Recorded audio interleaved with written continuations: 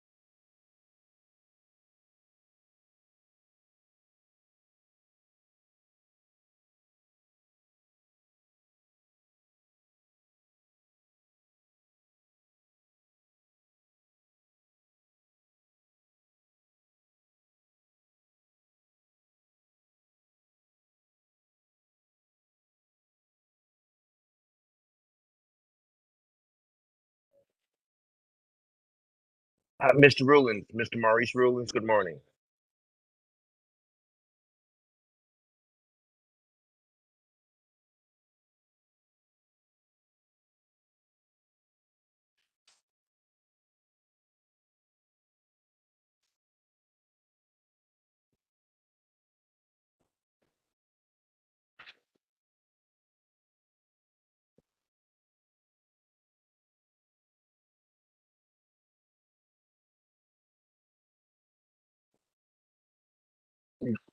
Good morning. This is Councilman Jones. Do we have an agenda for this morning?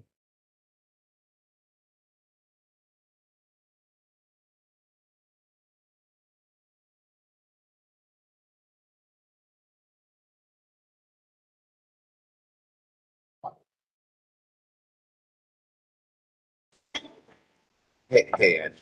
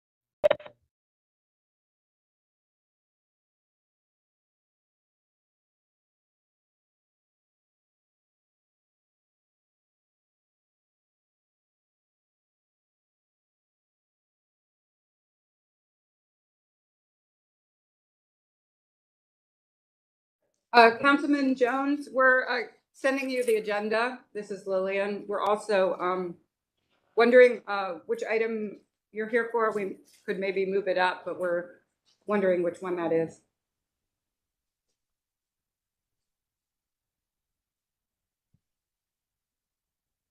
No one. I just didn't know if there was any agenda items. Sorry for my food. I have you on my agenda for this morning, but I'm not sure if there's any business in our. We don't think there is, but give us 1 second. Oh, you're wonderful. Thank you. Okay.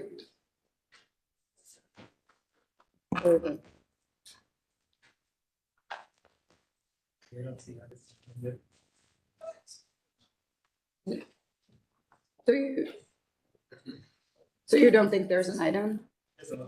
Okay, Councilman Jones, we do not see an item. Oh, you guys. But we appreciate you coming. Oh, listen, I appreciate the work that Cleveland City Planning Commission do for us, and I appreciate so much. So, you guys have a wonderful, great day. As well. Thank you. Any situation, don't hesitate to let me know. Okay, thank you. We'll see you soon. Wonderful day.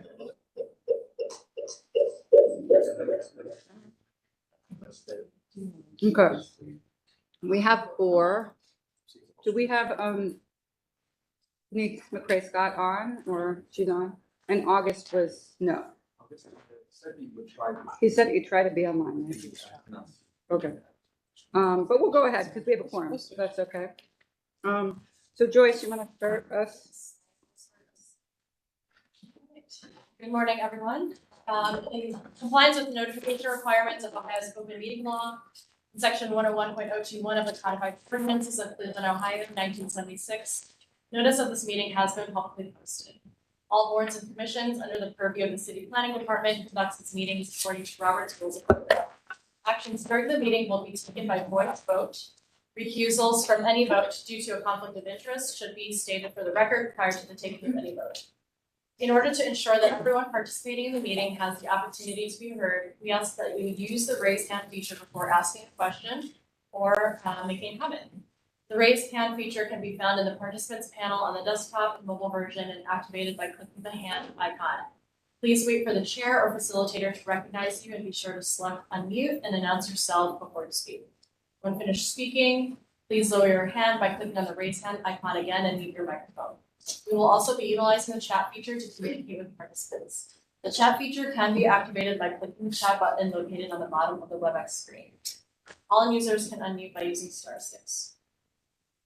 All meeting activity is being legally recorded, I guess, via the WebEx platform. These proceedings are also being live streamed via YouTube. All requests to speak on a particular matter submitted through proper channels have been considered. We have also received emails from those who have provided written comment on a particular matter. Proper channels for comments are listed below. Communication with members of this body must follow proper channels for consideration. Any comments received by the stated deadline are collected by city planning staff and disseminated to the commission members prior to any scheduled meeting. Proper channels for public comments include sending an email to cityplanning@clevelandohio.gov with a comment or letter, calling or leaving a message at 216-664-2210, or sending a letter or dropping off comments at City Hall at 601 Lakeside Avenue in Suite 501. Thank you. All right, let's call the meeting to order. Call the roll. Anthony, Present. Fluker, Curry, Present. McCray Scott, Present.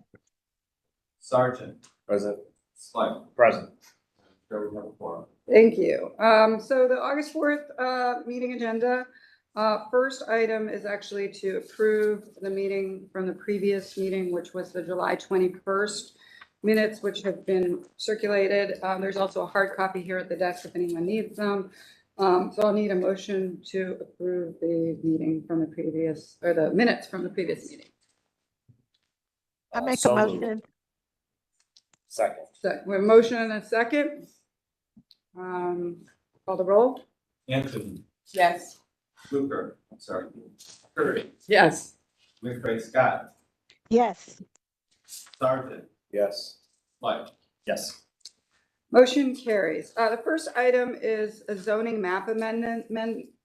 This is an unnumbered ordinance establishing a 0-foot and a 3-foot map setback from the property line. This is at West 65th Street, south of Father Caruso Drive. All zoning matters are a public hearing. And for public hearings, the procedure is that we'll hear a presentation first from staff. Jim, that's you.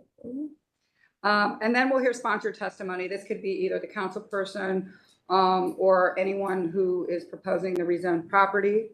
Then we will take public comment. We'll first hear from proponents, those in favor, and then those opposed. We'll ask that if you want to speak either here or online, just raise your hand. I will call on you. Please state your name and your address clearly. And then we'll allow people to speak for 3 minutes or less on the matter. And then we'll close the public portion and the commission will deliberate. So please go ahead. Thank you. Thank you. My name is Xavier Bay, senior assistant city planner in the zoning section of the city planning department. My apologies. So today I'm going to be presenting map change 2674. And so this is a proposal to establish a 0-foot and 3-foot map specific setback along West 65th Street and Father Caruso Drive. So some of the purposes really to promote walkability across West 65th Street, as this is taking place right across the street from a connection point to the lake. And without establishing this setback, it's very difficult to do any type of infill development on these lots. And so this is Cleveland context. This is a location map for you showing you it's in Ward 14. We do have Councilwoman Benny Spencer support this map change. And as you know, map setbacks can only be changed with legislation. They take precedence over all other setback regulations and require front yard space where no structures may be located were specifically allowed by Cleveland zoning code. So here's some existing conditions of the location where this map change is taking, or these map specific setbacks are taking place. to give you an idea of some of the current setbacks that are there. And so here's some existing conditions. Just looking up the street view. So right there we have going eastbound down Father Caruso on the top, and then looking directly onto the lot where these are the lots where these changes are taking place. South facing view of the bottom. So just another view of existing conditions coming around the corner there at the intersection of West 65th Street and Father Caruso Drive. Jumping ahead a quick there. All right, so here you can see like kind of an aerial with an overlay of what setbacks we're proposing to institute. There's the 3-foot setback on Father Caruso and the 0-foot setback on West 65th Street. It's another view facing south.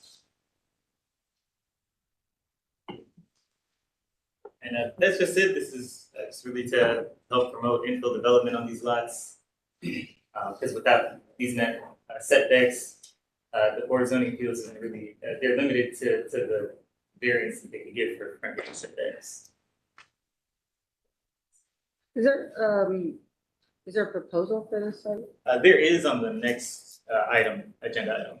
Which is that the lot split and consolidation? So it's kind of unusual, but in this instance, I think in order to really to do this properly, we should hear both matters. Even though it's a public hearing, if you all agree, is that okay? Just to see the proposal. Madam So- Chair, too, I just wanted to add that this would be considered a strategic rezoning, so a proactive one that may or may not have a project attached to it. We do that throughout the city to kind of prep. Okay, so, but the item, the lot split and consolidation has an actual proposal. There is, And it's a real proposal. there is. So, So we can do both. I'm just Yeah, saying we in should do general- both. I'm just saying Yeah, in yeah. in general, strategic rezonings may or may not necessarily have. attached to it. all right. Usually those are larger, not a single Okay. site though. Sure. So, okay, so are you done? Should we hear the project? So a little bit out of order, is Brian here to present the lot split and consolidation, which is the permanent parcel number 002-08-054-053. If you could go ahead and present, and then we'll take public comment afterwards. We'll have to have separate motions on both of these as we go, but would like to hear it. Yeah, great. Yeah, good morning. Thank you for your time and getting us on the agenda today. Brian Kaufman, architect, working with Gusti Molnar on the development of these 4 lots, which will eventually hopefully be 4 lots. We've been working with the HDRS and Adam Davenport and councilwoman in the area to kind of come up with this resolution on how this would be split up. Is it all right? Should I share my or if you could bring it up? I was just going to maybe bring up the site plan to kind of talk about how we were splitting up the lots, or so We it's- have your slide. okay, cool. So that's the existing. This was the start of us looking at dividing these into kind of 4 parcels, and then on the next slide it starts to show the layout of the kind of ground floor of each of those. The goal, and you know, we had some really good feedback and kind of collaborative meetings with HDRS on how we could provide, you know, our main goal was we wanted to have some rear yard for a couple of units. We thought it would be a very marketable thing for in that area. So that was important to us. And we wanted to work with the city in minimizing the amount of curb cuts and using a couple of shared access drives to get to these 4 units. There was some pushback initially on us trying to do something similar to the units to the east, where we would just have individual drives for each of those. And really what they were trying to avoid was cars backing out, safety for the neighborhood and for residents walking along the sidewalk there. So we came up, you know, after probably 2 or 3 meetings with this site plan that I think we all kind of favored and liked best. It does allow for the 2 units on the eastern side to have a shared drive that would pull in the back. and then 2 units to the west would have a shared drive, and that would pull in, that'd be a new curb cut off of Father Caruso. Our goal in this is to have towards the front of each of these units some sort of livable space, whether it's an office, a guest room, bedroom, whatever it might be. These are just more or less just kind of just showing some sort of livable space down there for now. They may evolve as we start to work with different clients on these home designs. We also wanted to have front porch for each of these as well, just to have kind of a neighborhood feel for that sidewalk along there. And yeah, this was kind of what we came up with. One of the pushes was trying to get at least 6 feet between each of the units, and the unit to the far west being over 10 feet, close to 11 feet from the existing townhomes there. It gets a little tight on the 2 west units with the shared drive and trying to have an area that you can pull out comfortably from the garage and then maneuver out. So trying to push that western property line was important to us, and I think that's probably similar to the for the front and for Father Caruso and for West 65th, just trying to maximize the lots, but still be sensitive to the neighborhood. And we did some mapping or just looking at some other homes in the area, and there are some in that kind of 150 foot kind of radius where we were seeing other similar conditions of houses being pushed closer to the property lines there. So it's kind of where we're at with things right now, and happy to answer any questions. I have a few questions, and if anyone else does, just to clarify,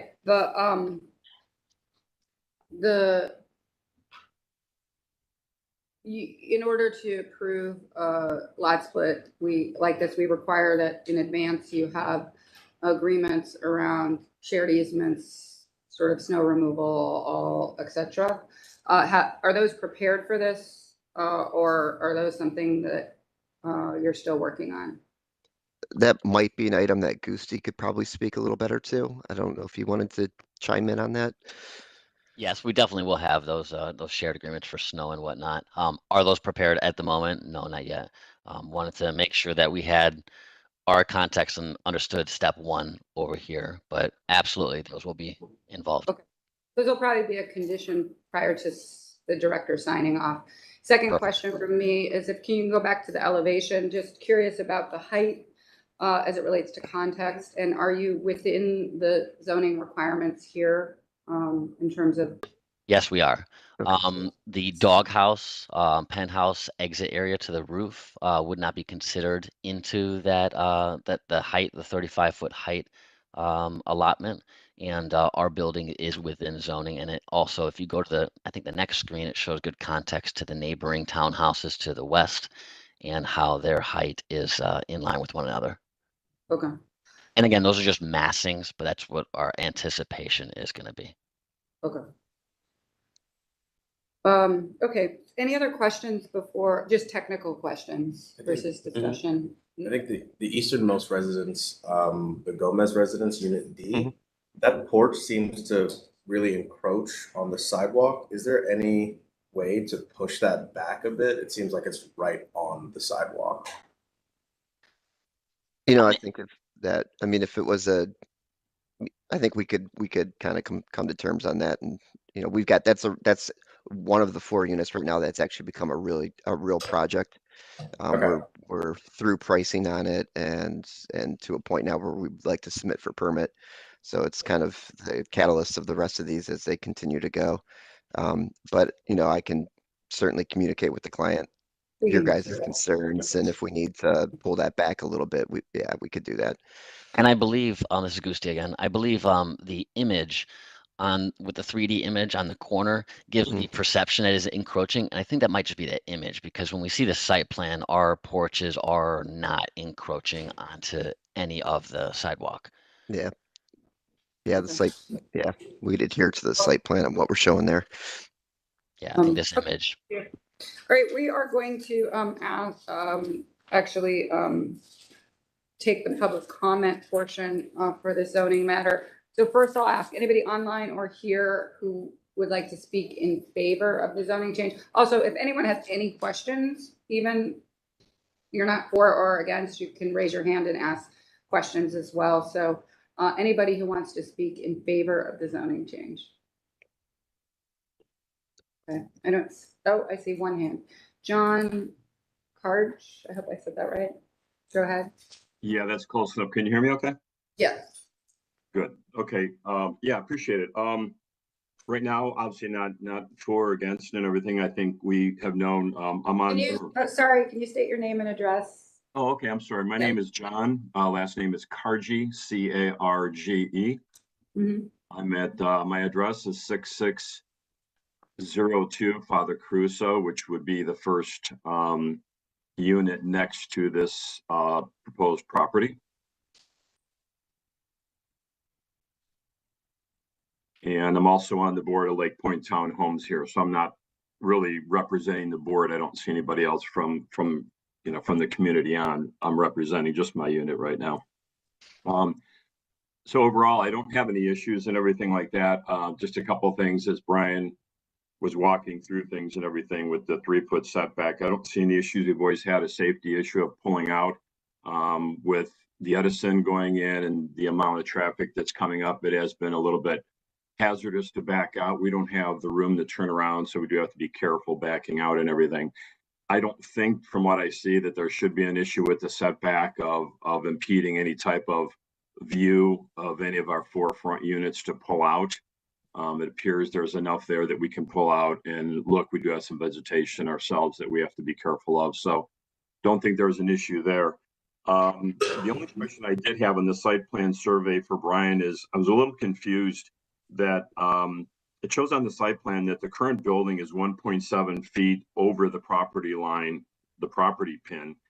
And there's also another, on that same site plan survey, there's also another note that shows that my fence is 0.5 feet over the property line. Are there two pins? Is there an easement? I'm a little confused on the note there, just for my edification. Okay. So normally the questions would be to the commission, but in this case, I understand the question. So I will ask this back to the applicant. Can you kind of talk a little bit about that, the property line there adjacent and anything you know about that question? Gusti Molnar, I can comment on that. This is just the details from our surveyor, Riverside, that went and put the pins on and did all their measurements and whatnot. And John, I'd be happy to exchange contact and speak face to face and share some stuff about that. Yeah, But that's from Riverside. Okay. Let's just do that. Okay. Perfect. Thank you. Okay. Anybody else? Oh, sorry. Great. Otherwise, I don't have, with commission, I don't have any issues with the height or anything like that, as long as, like I said, it's been pretty important, at least to our homeowners, that we kind of stay within line. I'll be embarrassed to say I don't know what our height is for our current units, but the 34, as long as we're in line and everything, we understand that the access pilot house is something that's needed to access that. So we certainly understand that, but I can go over that with Gusti and everything like that when we have a chance to talk, or with Ryan, sometime offline. Okay, thank you. A question to the director. Will these come back for design review? No. Because these are below Under 4 requirements, or 5. administratively reviewed by building and housing for building code, and so. Okay. And people do an integral review on general. Okay.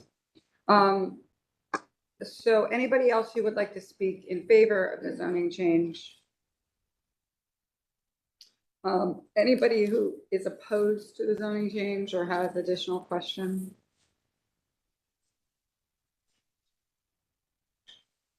Okay, so we'll close the public portion, and we'll ask any questions from the commission, additional but really discussion on our end.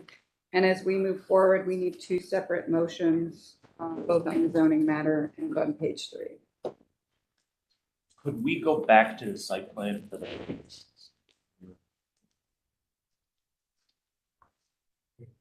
Thanks. So I'm sorry if I tuned out for a second. It's 4 units, correct? 4 separate residences. I think, so coming into this, I'll say, it's, you're driving up many side streets. The building at the corner along the main street does not meet the setback of the side street that kind of juts out. So I was kind of expecting something like that. It's not a unusual condition. But that's when we're talking about like a small commercial building. With this being 4 additional townhomes, I guess I'm curious as to like, specifically on the setback lines. If these setback lines are not approved, then they would have to adhere to the existing setback of the 4 joined townhomes to the west. So I guess the question is, what is the impediment for that being the setback line? Why do these need to be built forward, especially when it seems that the purpose of building the building closer to the right of way is to accommodate a 3-car garage, which I can't think of a circumstance where we've ever seen a townhome with a 3-car garage. So it's unusual. Gusti Molnar, I can comment on that. The 3-car garage is just a placeholder. That's all it is right there. That the building can accommodate that. Our intention for driving the building forward is to make the walkability and feedback from our year's worth of meetings with HDRS in how that can be as pedestrian friendly as possible.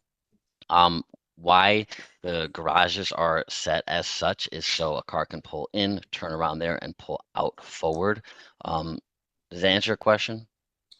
I guess how far, if I'm the resident living in the existing easternmost townhome, how far ahead of my front wall is the front wall and patio of my next door neighbor?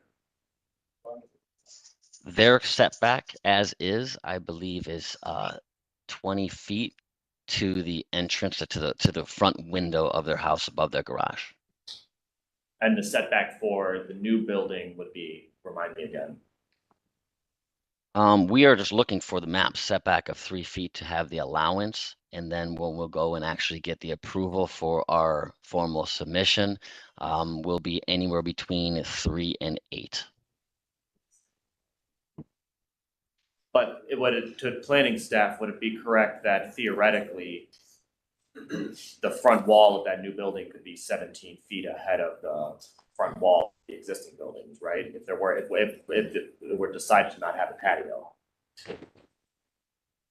My understanding is that this will be contingent on design review and requiring a front patio of a width of 3 to 5 feet.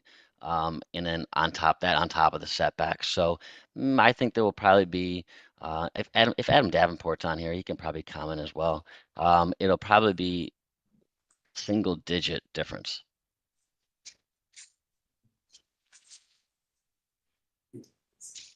Go ahead, Adam. Morning, commission members. Yeah, this was, it's kind of 2-part here. So Gusti's right, the discussion of having a front porch is necessary in our opinion for these houses. The townhouses to the west are kind of legacy townhouses of the front loaded garage scenario that we'd like to prevent.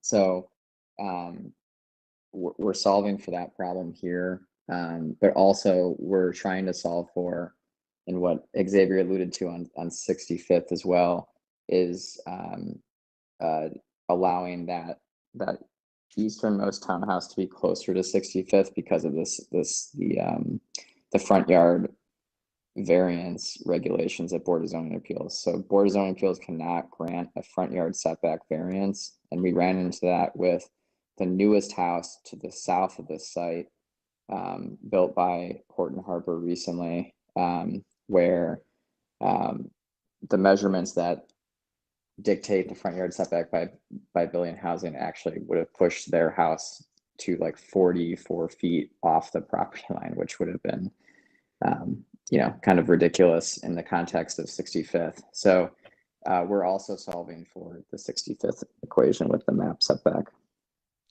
I'll stop, I guess. I guess my gut reaction is I'm cool with the setback, but it feels maybe like a wasted opportunity for it to be 4 residences right next to the tunnel, the path, and the lake, and it could almost be like a small apartment, like a old style, 3 stories, nothing enormous, but that's kind of what I was expecting when I saw the setback request, so.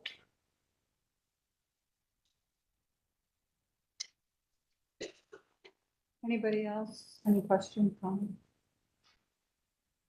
Do a motion for the zoning and then for the lots. I think Joe might be on for council. So is there someone here from the councilwoman's office that wants to speak? Hi, yes, my name is Joe Nasser. I'm here from the Ward 15 Council Office.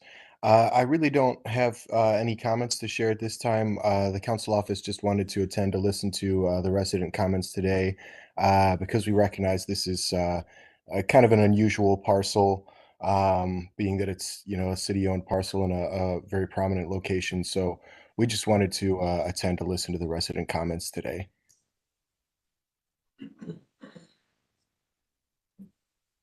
Okay. Yeah, we'll need 2 motions, and on the second motion, the lot split would be, sign off really should be after the director receives the easements. It can go to staff with a condition that they have to submit the easements before the director would sign off. I'll move to establish a 0-foot and 3-foot map building setback from the property line along the west side of West 65th Street and the south side of Father Crusoe Drive. Map change 2672. And I second. Motion, 2 seconds. You can pick, Michael. Are you good on the motion? Yeah. Okay, call the roll. Anthony, Yes. Curry, Yes. McCray Scott, Yes. Sargent, Yes. Slight. Yes. Motion carries. On the lot split and consolidation. I make a motion that the lot split and consolidation for PPN 002-08-054 and -0553 is approved with the agreement on the easement is approved by the Director of City Planning. Okay, so there's a motion to approve with the condition of the easements to be signed off by staff. Do we have a second? Second. Motion and a second. You good, Michael? Yeah. All right, call the roll. Anthony, Yes. Curry, Yes. McCray Scott, Yes. Sargent, Yes. Slight. Yes. Motion carries. And then there's an additional lot split and consolidation. This is on page 4, permanent parcel number 00421, 164 and 165. This is at 2563 West 10th Street and 926 Fruit Avenue. Is Graydon here to speak to this? Yes, I am. Okay.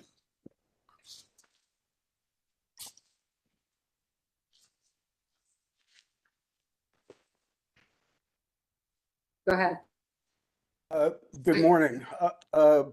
We're here today to reverse a lot split and consolidation from 2019, in which the 2 properties that you see on the screen right now, the horizontal plot on the left is on West 10th Street, and the vertical irregularly shaped lot is on Fruit Avenue.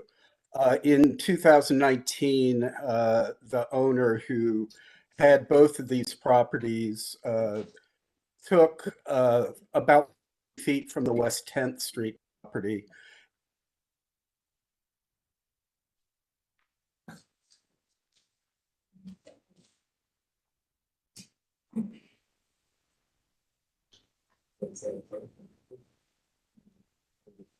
Did we lose him? Sounds like it might be on his end.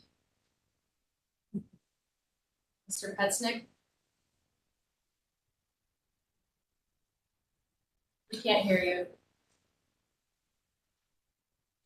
Do we want to just go to the next item? There's another lot split and we can just come right back. We don't need to postpone, do we? Okay.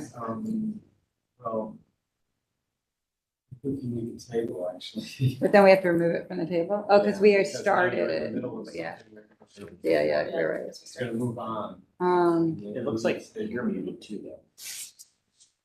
Oh, no, I'm just muted so it doesn't Oh, okay, reverberate. okay. I'm going through I here. was like, that. No.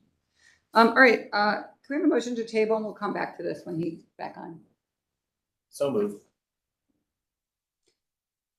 Second. Motion and second, call the roll. Anthony. Yep. Curry, Yes. McRae Scott, Yes, Yes. Sargent, Slight. Yes. Motion carries. All right, there's another lot split, 120-14-066. This is at 1511 East 123rd Street. Is Vineet here to speak to this property owner? Yep, present. Okay, we have your slides, so go ahead. Okay, hi everyone. I'm Vineet Punia. My present address is 2174 West 5th Street, Cleveland, Ohio 44113. So everybody has a first time. This is my first time presenting, and that's why my slide may look very much different than everybody's.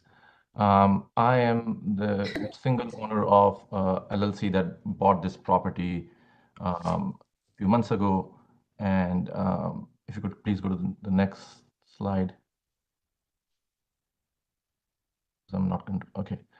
So I'm not sure how long ago, but there were these two different lots that were consolidated by the owner in the past. One of the lot already has a duplex that you see, and then the next door lot, which is vacant and only has a garage in the back, is the lot that I'm requesting to be split.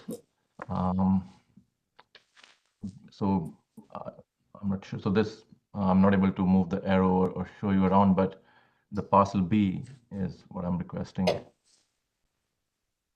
And the lot next to it is a vacant lot with a garage, standalone garage in the back. And this is the request to split this to, hopefully this is zoned for a multifamily, to build a multifamily home. Do you have a proposed site plan for the, or the proposal? Yeah, it is very preliminary right now. It's the next slide.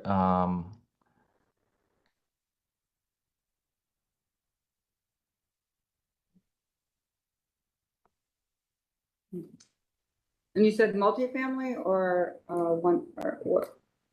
Multifamily, three family, probably 2 or 3 family. It's not finalized yet by any means. The Okay. request right now is just to split it. Yeah. Is it zone? What's it zone? Is it zone, single family? No, it's zoned for multifamily. Is it? It is zoned for multifamily. I have the letter from the planning commission or someone confirming that it is. Yeah. Okay. Thank you. The staff was gonna say something. Yes, Ariel Washington, neighborhood city planner for this area. And I did email the applicant and let them know that yes, it is 2-family with their proposal, just to give them future reference that they may have some issues with how they have the 3 parking spaces in the back. There is only one existing driveway there, and they would like to build an additional 2-family on the vacant lot with the garage. Future owners may not want to share one single driveway. Also, the preliminary design that he has does not have dimensions. There may be issues with how those cars can park and maneuver back there. And the same thing with having the tenant above the garage. So once he comes back for design, I just let him know about those particular issues, but we are for density and we'll be in support of that additional house. Okay. So 2 things that I think I'm hearing, Benny. One, it's not zone multifamily, it's actually zone 2-family. I just pulled it up, sorry, my apologies. It's multifamily B1 It is. zoning district. Okay. So it's not 2-family. So you're right, it's multifamily, sorry, there's a confusion. But second is that even if we approve this today, it will have a condition that the lot split cannot, you cannot, it won't go into effect and the director cannot sign it until you actually have the easement agreements in place and filed, just so you know. So we cannot approve a lot split that has this kind of shared situation until you actually have those agreements in place and filed. So if we decide to approve this, it will be with that condition, and this will sit with the director, and you will not have sign off on the lot split until we have those items, because this is a complex site plan that requires an agreement for snow removal, for access, for trash. You have to have that all figured out. So just so you know that. Okay, and the easement sharing for with both the properties on the right and the left, you mean, or the one which is right now the duplex? Both. I mean, unless the single or this existing house has no driveway, will have It does no not have a driveway. Okay, so it will not have driveway access, and it will not have any shared anything. It will have no Yes. backyard. It will just be kind of standalone like that. Oh, then that's Yes. different. So that's a different scenario. So, okay. So thank you. I'll open up to the commission for questions. And will you retain ownership of both, or are you planning to sell these? No, I'll retain the ownership of both, yes. So basically all 4 units? Yes. Okay.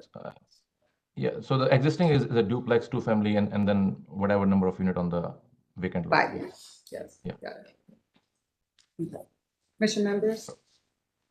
Yeah, I don't think it's in the purview of the commission, but I agree with the sentiments from planning that it's a bit of an awkward arrangement. I could see the turning radius there is no turning radius to get into the parking that's on the western side, but then also having a parking lot in the back that is not, you don't have access to for the adjacent house seems a bit weird to me. And again, I know that's not the matter of maybe this commission in improving the lot split, but again, I just want to put that to the forefront that the current site plan is very awkward.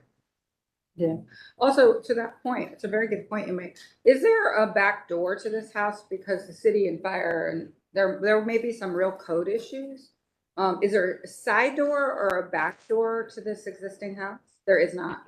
It is not that advanced plan yet, to be frank. This is just one of the preliminary idea. So it'll qualify, it'll be according to all the coding, whatever the requirement. I'm not an expert in this field. Yeah. But, yeah. No, the question is there a back door to the existing house? Because if there is, we cannot approve this lot split, actually.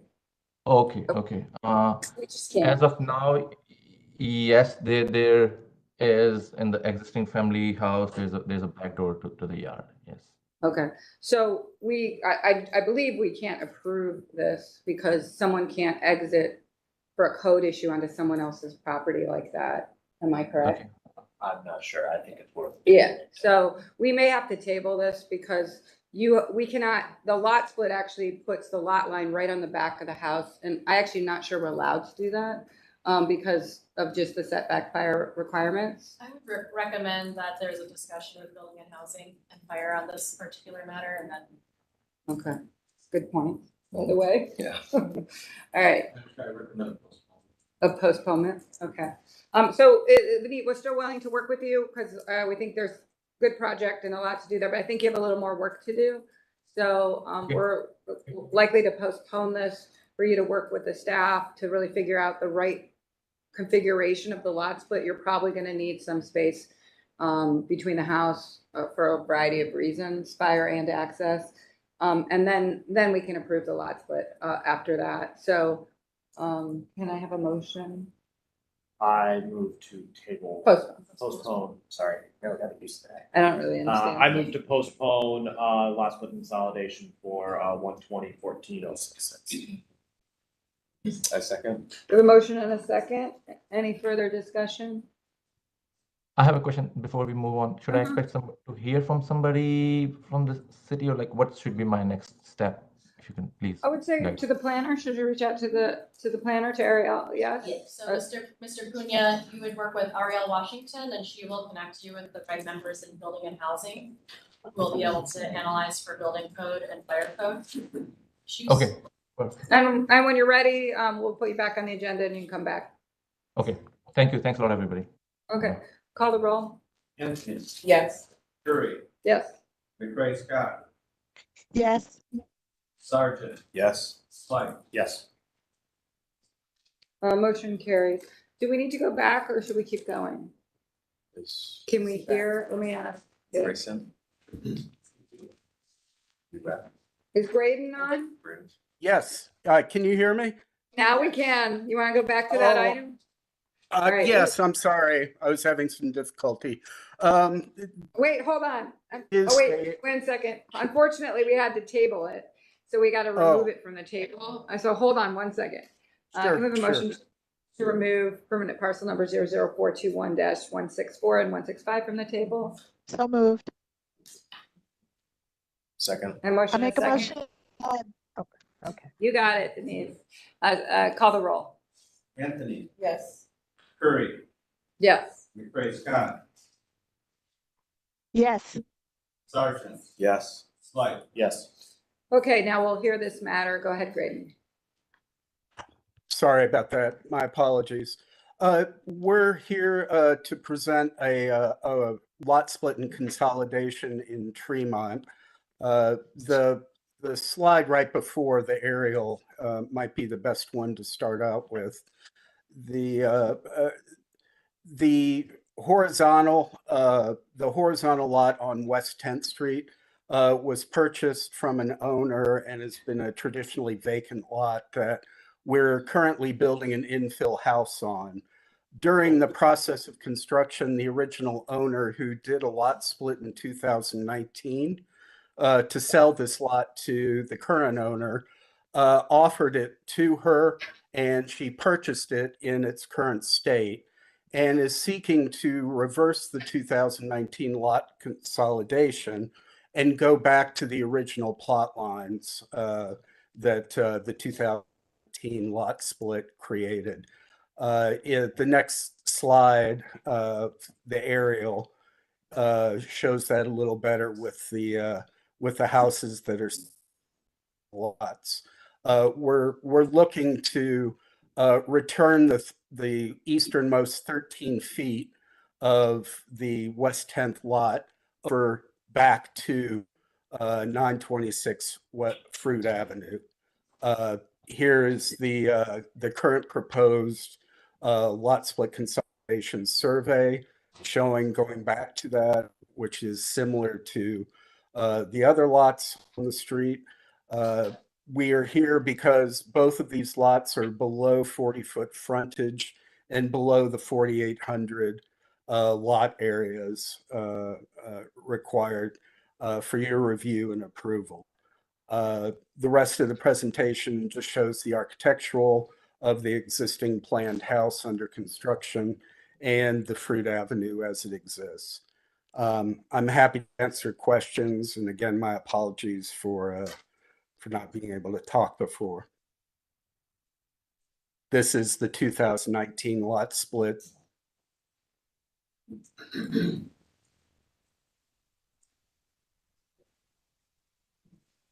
Current configuration. And the next slide is the proposed with the lot split.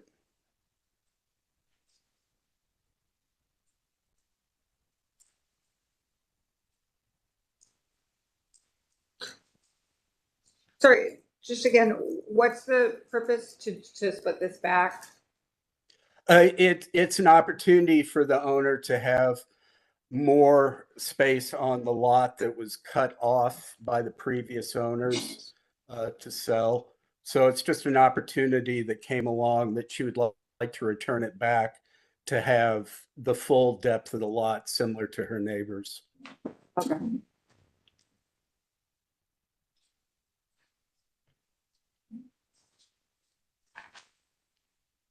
I'll move approval of the lot split consolidation as proposed for 004, 21, 164, and 165. Second. Motion and a second. Any further discussion? Call the roll. Anthony, Yes. Curry, Yes. McCray Scott, yes, Sargent, Yes. Slider. Yes. Motion carries. All right, we're going to design review. The first one's near West, 2023-012. This is the Columbus Road Townhomes, new construction. These are seeking final approval. This is at 2165 Columbus Road. Anybody who's either here or online who's going to speak to this matter, I need to swear you in. So I have Paul on the agenda, but anybody else who's speaking to this, do you swear to tell the truth, the whole truth, and nothing but the truth as you shall answer to the penalty of perjury? I do. I do. Okay, we got two. Okay. I do, Paul Began. Okay, Paul. All right. We have Gregonis. Sorry. I do, Jason Medroff. Okay, so whoever's going to present, we have your slides, and we'll go from there. Good morning, everyone. My name is Nicholas Kristoff. I am the representative of the development company for this project, along with Paul Began, who is our architectural designer. It's a pleasure to be speaking in front of you all. This is my first time in front of Planning Commission, so thank you all for having me. With that, I will jump right into the project. So as the site plan shows, we have proposed 6 townhomes in the Duck Island neighborhood, which sits between obviously Tremont and Ohio City. Really ideally located next to Forest City Brewery and some, really exciting things that are happening in this neighborhood as far as new construction, residential housing goes, and some newer commercial developments that have come to fruition since we took control of this lot. Really excited about the design that we have in front of you all.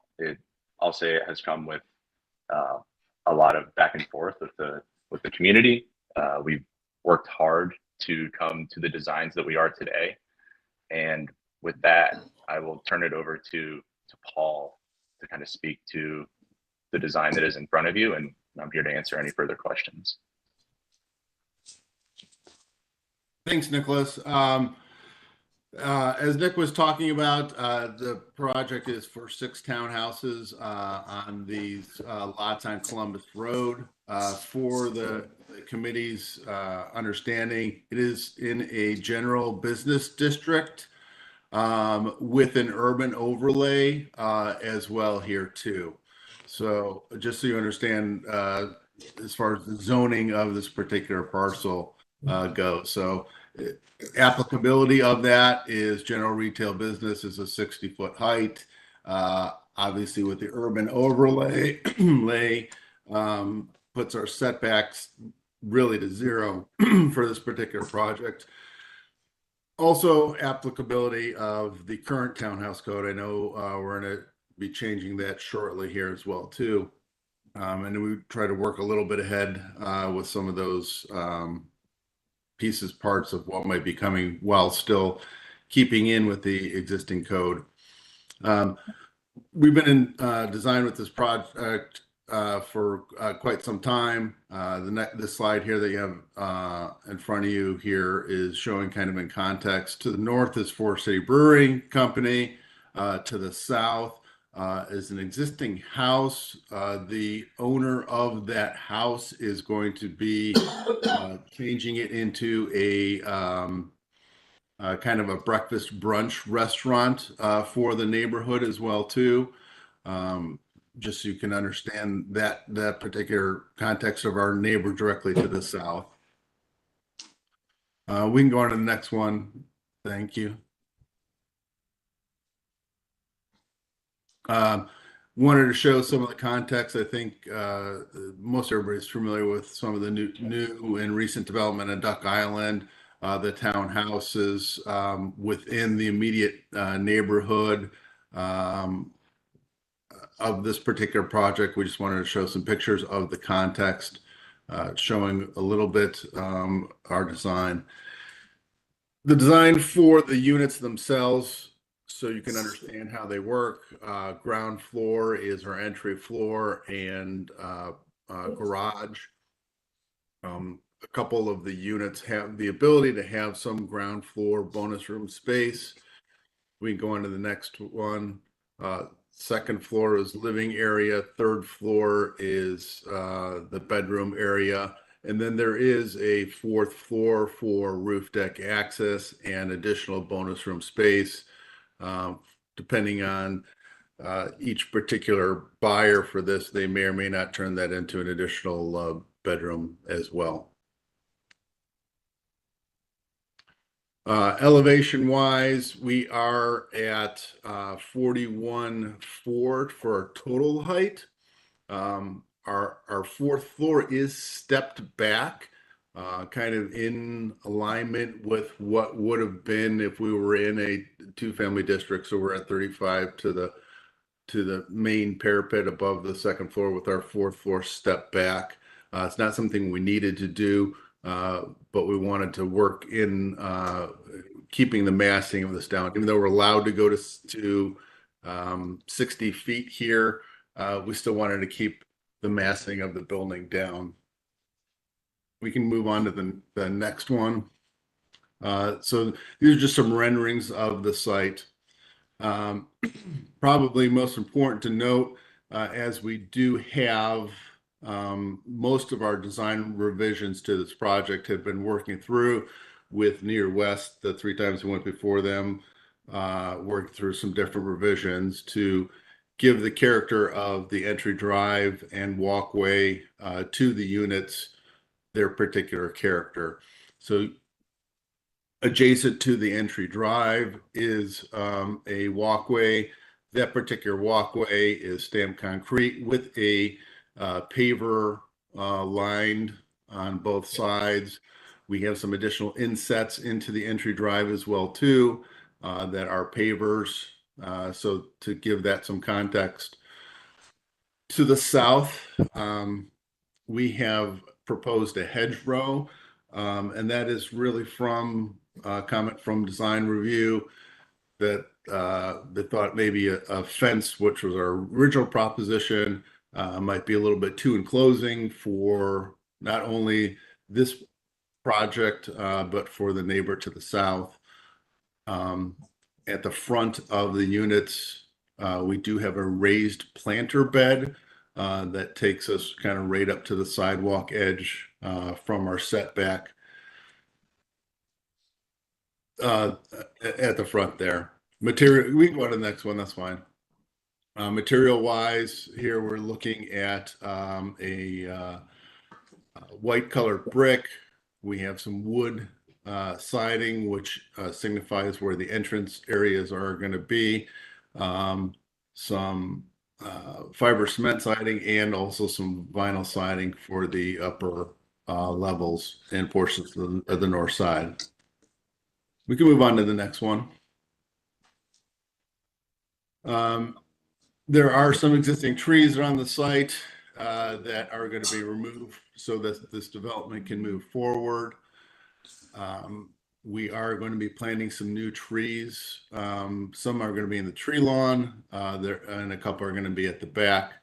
I will note, because I'm sure it'll come up in public comment, we've had a lot of discussion about there are some trees on the adjacent parcel that overhang this particular property.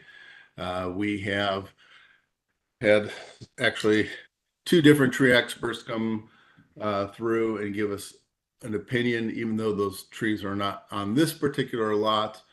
We have submitted our tree preservation plan, which talks about those to Near West Design Review. I think Brittany has them too as our planner, and I'm sure you have access to them as well too.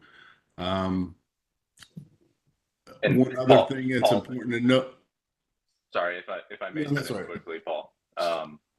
To take that one step further, this week and part of last week, we actually wanted to get ahead of any potential planning with the existing trees on our site.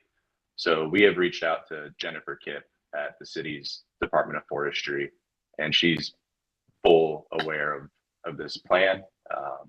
We've actually worked out or tried to work out a, keeping her in tabs of what landscaping plan we're proposing, exactly how many inches of the trees we plan to remove and then replant. And we are obviously committed to following the city's ordinance on removal of these trees that sit on our property. And if we do not meet the requirement of replanting, because this is such a tight site as it sits, we are committed to putting the proper dollar amounts towards the city's tree fund for the removal of what's on our site. Okay. One last item on this, and we can keep it on that last landscaping plan right there, is that the adjacent property to the east, which actually is accessed off of Follett Court, Mr. Christoph has a utility easement with that lot. We have actually a utility easement where the driveway is located to provide utilities to that site directly to the east. So I just wanted to make sure that the commission is aware of that as well too. Okay, thank you. Can you go back to the 3D image or the rendering? There's one of those at the top.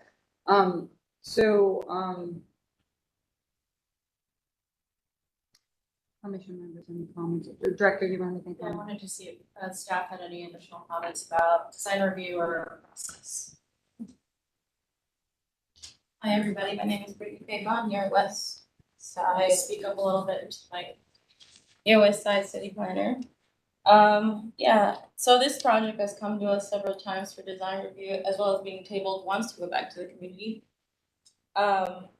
Just some notes that I have here. There's been several letters from the residents of the Duck Island Block Club, as well as the CDC. There have been several conversations had with Susan, Paul Vegan, as well as Nicholas Vegan.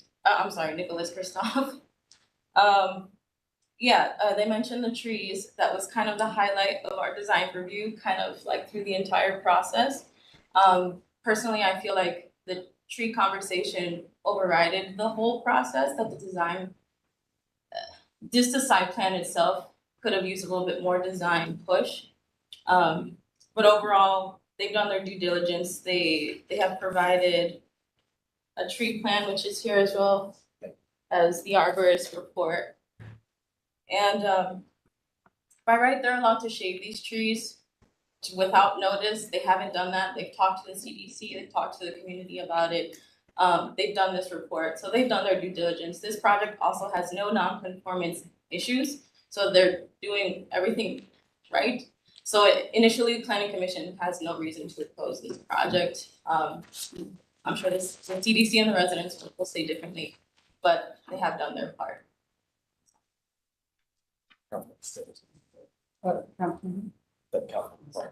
Councilman McCormick, welcome. Good morning, Madam Chair. My apologies. I'm running between meetings, so I'm going to be very brief here. Thank you. First, I want to note that for the record, Mr. Christoph has reached out to me this week to meet. I've had a hellishly busy week, and I have not connected yet with him to meet. I want to acknowledge that for the record for full accountability, but interested in meeting with him. Madam Chair, not opposed to development on this site, and I've had a lot of conversations with residents. Concerns I've heard from the neighborhood: number one, the 100-plus-year-old trees on the adjoining property, and any ways possible to preserve those trees. Obviously, they're a critical component of the brewery, which is, a brewery by name, but also very much a community space for the neighborhood. If you've ever been to Forest City Brewery, in the back of the facility, they frequently host community meetings and other activities. So there's a real concern over the tree preservation of those trees. And I just do want to note too, because I wrote the tree preservation law, it applies to acre or above and or public property. So I don't even know that that law would apply here, just for the record. But the point being is that there is extreme interest in the neighborhood about preserving the trees that are on the adjoining property. So I don't know. I know there's a conversation about flipping the site to preserve those trees. Interested in hearing the feedback there. Madam Chair, the other thing I would say, I really, the frontage here is a big concern to me in the design. And, when we're looking at these townhomes, it looks like the side of a townhome fronting Columbus. Columbus is a very important, very busy connector in the neighborhood. And if you look at 38th and Clinton, where there are townhomes very similar to this, they treated the Clinton frontage as a true front porch front of a home. So I'm really would love the city to have higher standards on how we treat frontages of these types of townhome developments. I think it's critically important. We will all be dead the next time that this gets rebuilt someday. So it's a long-term project on a really important artery in the Duck Island neighborhood of really pushing the frontage of this.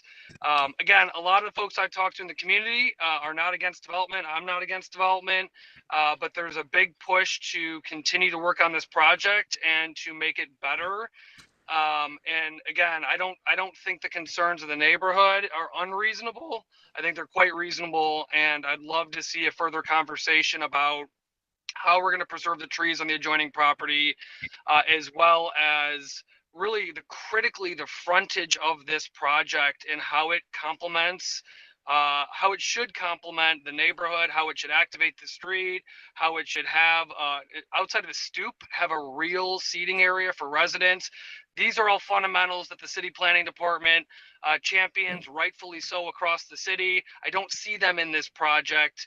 Again, not opposed to a project on this site. I am mea culpa on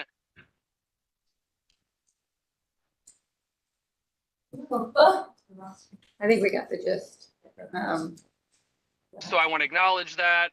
But once again, Madam Chair, I just wanted to say that I think the resident feedback is legitimate. I don't know that it's fully been met here. I don't think it has. I'd be interested in the feedback on, number one, how do we preserve those trees? And number two, how do we treat this development on the front end of Columbus as a true front yard and not a stoop with the side of a townhome? But again, appreciate the investment in the city, but again, really want to see those concerns of the residents addressed. Thank you, Madam Chair. Okay, thank you. Staff. Yeah, the comment of the site being flipped has been acknowledged. There's utilities coming on the other underneath this way, so it just can't be flipped. And also, I spoke with Nicholas just yesterday, and he mentioned that he hired a contractor to see what it would look like to flip this site, and it would also cause even more damage to the root system of the trees flipping this site too. And Madam Chair, if I might, this is Paul Began.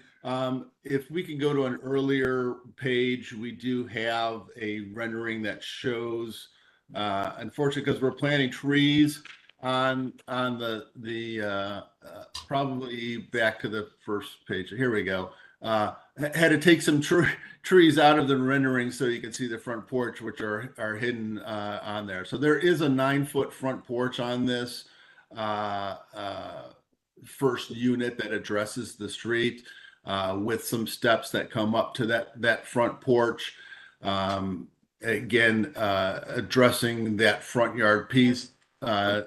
Near West Design Review on their last iteration before final approval asked us to add in the raised planter to the front there, rather than just the landscaping at grade to promote that street activity piece. So we have made modifications to the design of this front unit addressing Columbus Avenue, just so that we can address the councilman's concerns, and we have talked a lot about that through the design review process. One last comment regarding the trees. The trees are on an adjacent property. So we don't necessarily have, Mr. Kristoff does not have control over those trees. Obviously, by law, he's allowed to cut anything that hangs over his property line. That's not his intent at all. We've had arborists come out there and take a look at our tree preservation plan does mention in there that the larger tree that overhangs the property line can be cut back and will be okay. That doesn't mean that there isn't going to be some further discussion that Mr. Kristoff has to have with Forest City Brewing. Forest City Brewing actually has some exhaust vents that come out the side of the building onto the property as well too, that there's further discussion that needs to be had with the adjacent property owner. So that's the intent, is to do what we can to work with the adjacent owner on the trees on the adjacent property. And Madam Chair, if I may, this is Nicholas Kristoff. Just to quickly add a quick comment for the tree discussion. What Brittany mentioned is correct. We did have a utility contractor come out to the site, and we spoke in depth with the tree preservation plan in hand. And the way that the root system is coming into our property line, just intuitively thinking, putting a foundation on top of an at-grade site that is cleared will be much less disruptive to the root system and therefore the tree, rather than flipping the plan and cutting, burying into the ground for utility purposes for our easements. So, I do hear the concern. We've worked multiple times with the community to voice these, and wanted to add that in, that we have gone a step further and gotten a contractor out there to give their opinion. Okay. Thank you. And Madam Chair, I've got to run. I just wanted to note, though, that, again, there are a lot of unresolved issues here from the community. The feedback I've gotten is that the neighborhood does not support this current rendition, but is happy to continue to work with the developer on achieving the goals that they want to see here. So, again, it is not that the community does not support development here. They just would like to see some of these major concerns addressed. And I've got to run into a meeting. Okay, thank you. Okay, commission members, may I close the public portion and hear from any questions? Madam Chair, I do have a question, maybe to Brittany and or the director. Just thinking back to one of our previous items today, and I think it was Adam from the city that talked about wanting to move away from the legacy front garage design. So I'm just curious to understand if this came up in conversation at design review, and if there's any commentary around that. So the legacy front garage that he's referring to in front of the street. And in this case, this is actually a townhomes that go inward towards the lot. Like a flat. The garages aren't fronting Columbus. We want to minimize, the purpose of that is to minimize the number of curb cuts and car access. So in this case, there is one drive with that one curb cut. Versus it facing Columbus. Okay, thank you for that clarification. I have a comment, and it's really just a comment. So it's no surprise to anyone that I'm not a huge fan of the slot situation. But I understand the desire for more density. So for me, the real issue is that if we're going to allow this in general as a kind of policy, and we're really trying to enhance the townhouse code and everything we're doing, the idea that, people come up with plans that are oriented this way, and then just because they're asked to, they slap on some way to address the street, to me, really kind of flies in the face of everything we've been trying to do, to say, if you're going to do this and if we're going to allow this, you should really intentionally address the front of the building and not design something that is sideways and then add some front doors to it. So on this regard, I agree with the councilman, which is there is a way to make this actually beautifully address the street, not just at minimum what is required to make it seem like you did it after the fact. So I think this could be an exceptional project if it is actually thought through that way. And I think that's the role of architects to do, which is to understand where the street is and the frontage, and to design something that is actually enhancing the street, not doing the minimum that is required. So as we struggle as a commission with these coming over and over again, I think we ought to hold firm on the fact that if you're going to do this, that the end units better address the street that they are on, because this is happening over and over again. And then we get really mediocrity to the street. So that is just a comment, but I really agree with Councilman on this. Yeah, and to that point, I think it's slide number 3 or page 2, with the 3D renderings. I think, again, to the councilman's point, I know that's like a massing building. Maybe it's one right below that one. Go to the next page, maybe. Keep going up. Oh, keep going up. Yeah. Up, right there, that one. You can see the kind of massing of the adjacent single-family home where the porch is much more grand, and we're looking at, well, I mean, what you guys call a stoop. And I think to the councilman's point, the idea of fitting in with the neighborhood fabric is maybe establishing something that fits in that nature and not just like a quick entrance in there. People maybe can't even, have a cigarette or sit out there, right? And I know that's going to eat into the architecture. I'm saying, some people do.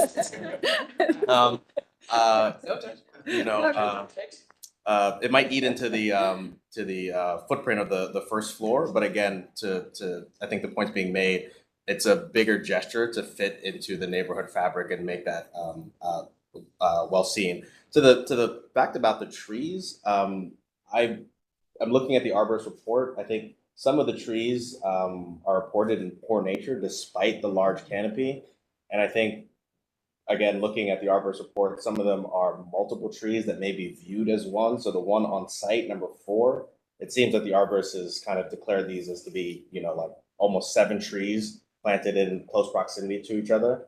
And I personally don't necessarily have a problem with removing the trees on site, especially even the ones off site, number 7 and 8, that the arborist says are in poor condition. I believe, the developer said they're going to limb that one up. They're not necessarily going to remove. I would say if there could be careful consideration to tree number 6, the London plane tree, that is fairly large and in fair condition in regards to the limbing of that one up and making sure that that one is, or at least you do your best in your tree preservation plan to preserve or not harm that one on the adjacent property. I think that's fine, but to be, kind of fair, I mean, based on the arborist report, not many of these trees are in outstanding condition. So I don't want to cut you off. No, go ahead. Couple. One, is this for final approval? Have I just been completely missing all the meetings when they came up? No, so I can comment on that. I mean, we're sure this infill house, so we're bringing to, it's gone through several design review opportunities. Okay. It is 6 units, so we are reviewing it as construction.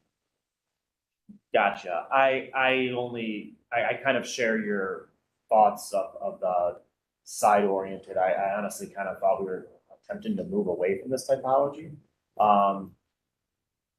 Cynical, sarcastic statement about the rooftop patios in Cleveland, Ohio. Our trees do grow higher than they do in Texas, so I'm not convinced you have a downtown view of the skyline. I'm convinced you have a view of a tree canopy that you can't see through unless it's February, but sure, people love them. I'm not the tree expert. Andrew is our tree expert, but council gets a lot of calls about trees. So the kind of the novice understanding that I have is that, yes, if Lillian's tree is hanging over my property, I can cut the tree over my property, but I can't, up until the point that I'm going to cause catastrophic damage to her tree and cause its death. I can't cause the death of her tree. So my concern, I am concerned, and I appreciate that Jennifer Kipp has been reached out to, but I guess I would like to understand more because, one, if the trees are not in great condition, I don't want to facilitate their death by pruning them. But also, my understanding is that the root flare generally is as wide as the tree canopy itself. So I have questions not just about pruning the actual tree, but what does construction do to the root flare? And does that cause the tree to decline or become structurally unstable? So and I bring that all up because if it were the case that this project were to damage and kill a tree on private property, I would suspect that could be end up in litigation, and I don't know what would the city's role in having facilitated that be and expose us to.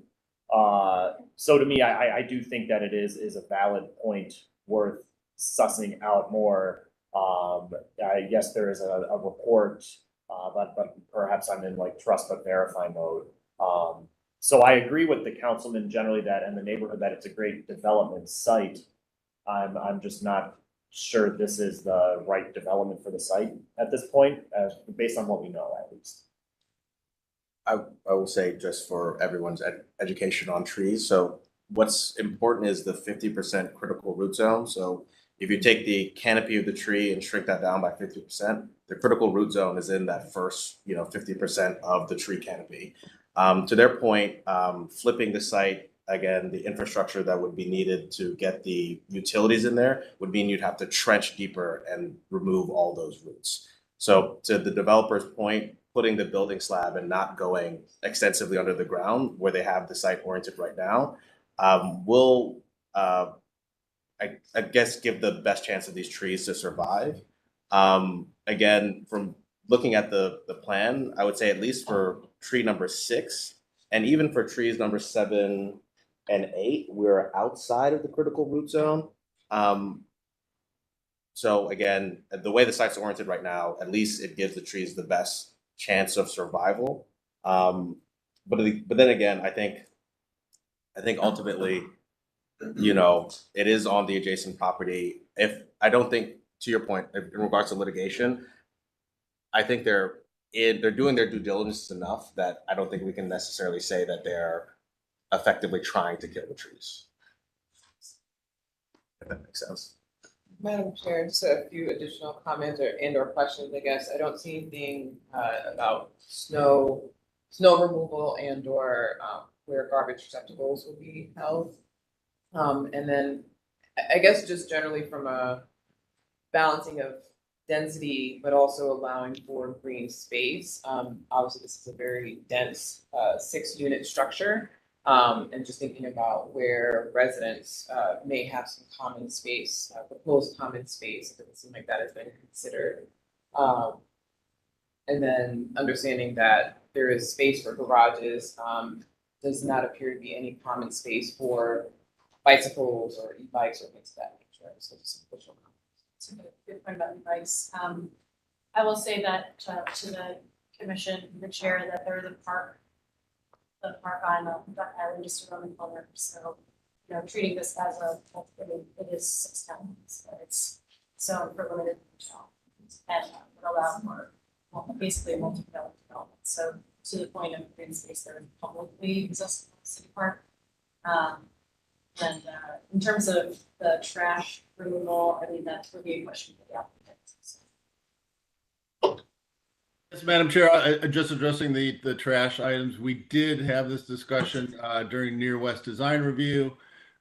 We modified the first floor of the garage to create some space for trash cans in the garage. So there's not going to be any trash cans located outside of any of the units.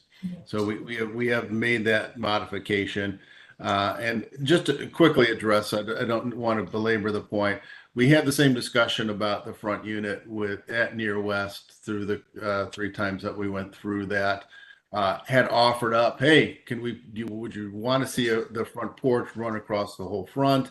And the committee thought actually better to keep the living space that we have at that first unit on the first floor with the windows and the planter. All of those were suggestions from design review to get us to that. Again, we would be open to say, hey, let's get rid of the planter and put in a porch that goes the whole way. We had these discussions, and this is what through Near West was the preferred direction for design for that front unit.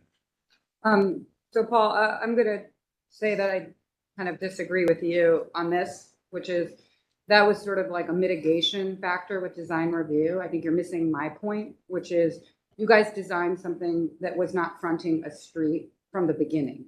And then design review is trying to make the lemon out of lemonades and tack on some stuff to make it better.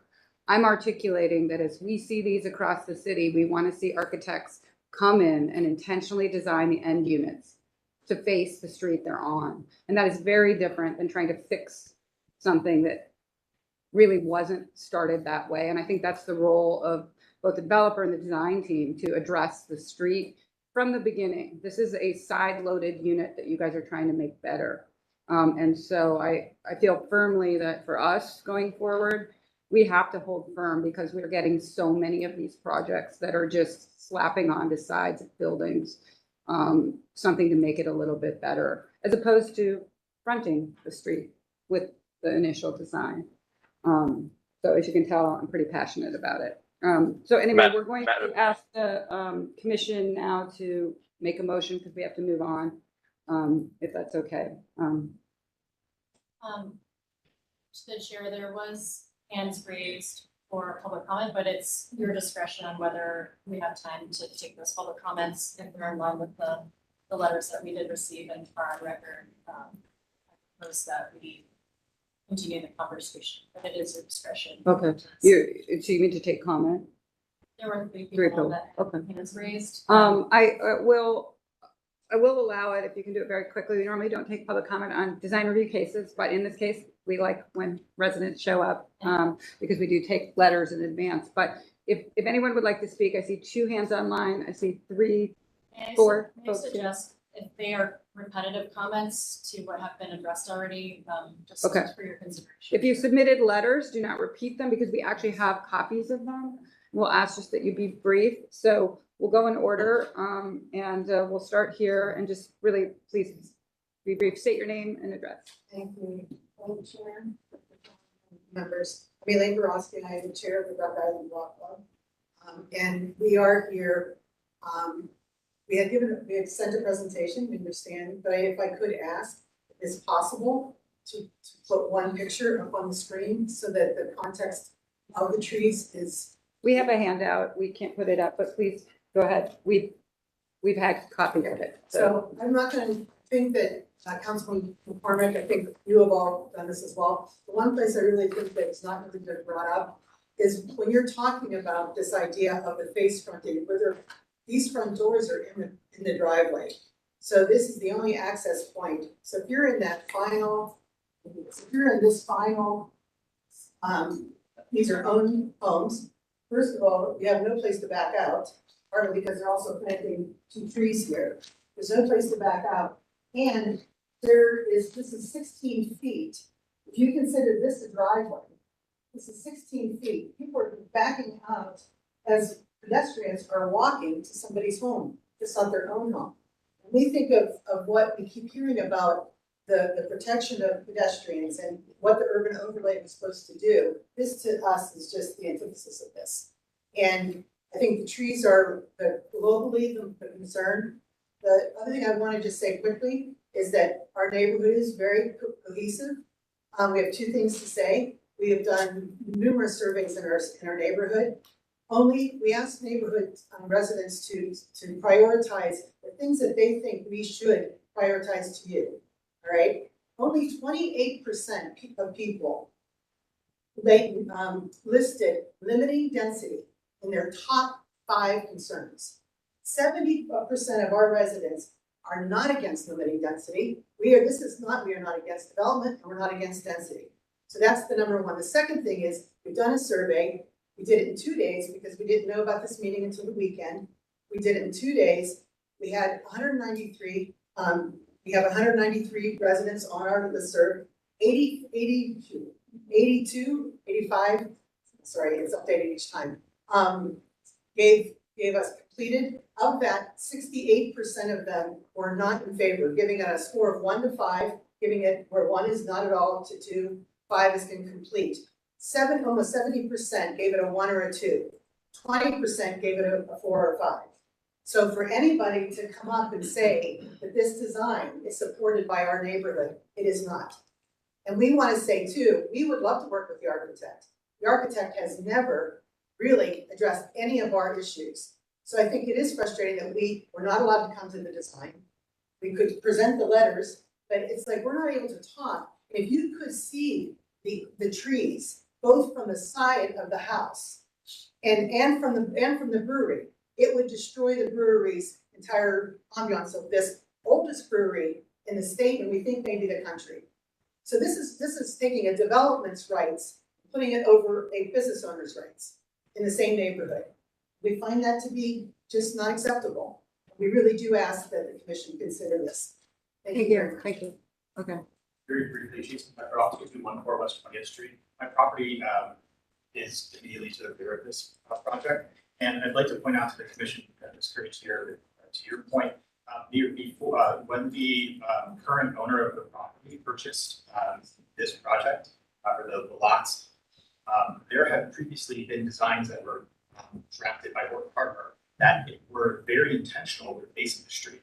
And this project will do nothing to promote community within the neighborhood, much like one of the other projects that was referenced, which is off of Fulton Court, a number of townhomes that are in the rear of A-frame homes on West 20th, directly down the street from my home. There's no sense of community with anybody that lives in those townhome projects that are designed almost identical to this. And so again, there were previously plans that have very intentional front-facing portions with actually 7 units, not 6, 7 units on the property. So to your point, Ms. Curry, there were previously things that the developer was aware of that could change to make this a better project. And Tremont and Duck Island deserves a better design, a higher standard. So thank you very much. Thank you. Yes, hi, Shannon Copper Graves, 2092 West 19th. Seconding everything, especially Lake Central Club and what Jason's saying as a neighbor. For the trees, I'm not a tree expert, and I really value the expertise of everyone who's coming in, including the consultants of the developer. When you're in the beer garden, those trees seem awesome. They're really freaking great. And Duck Island, I'm new to the neighborhood. I moved in over a little bit over a year ago. Has been absolutely gutted.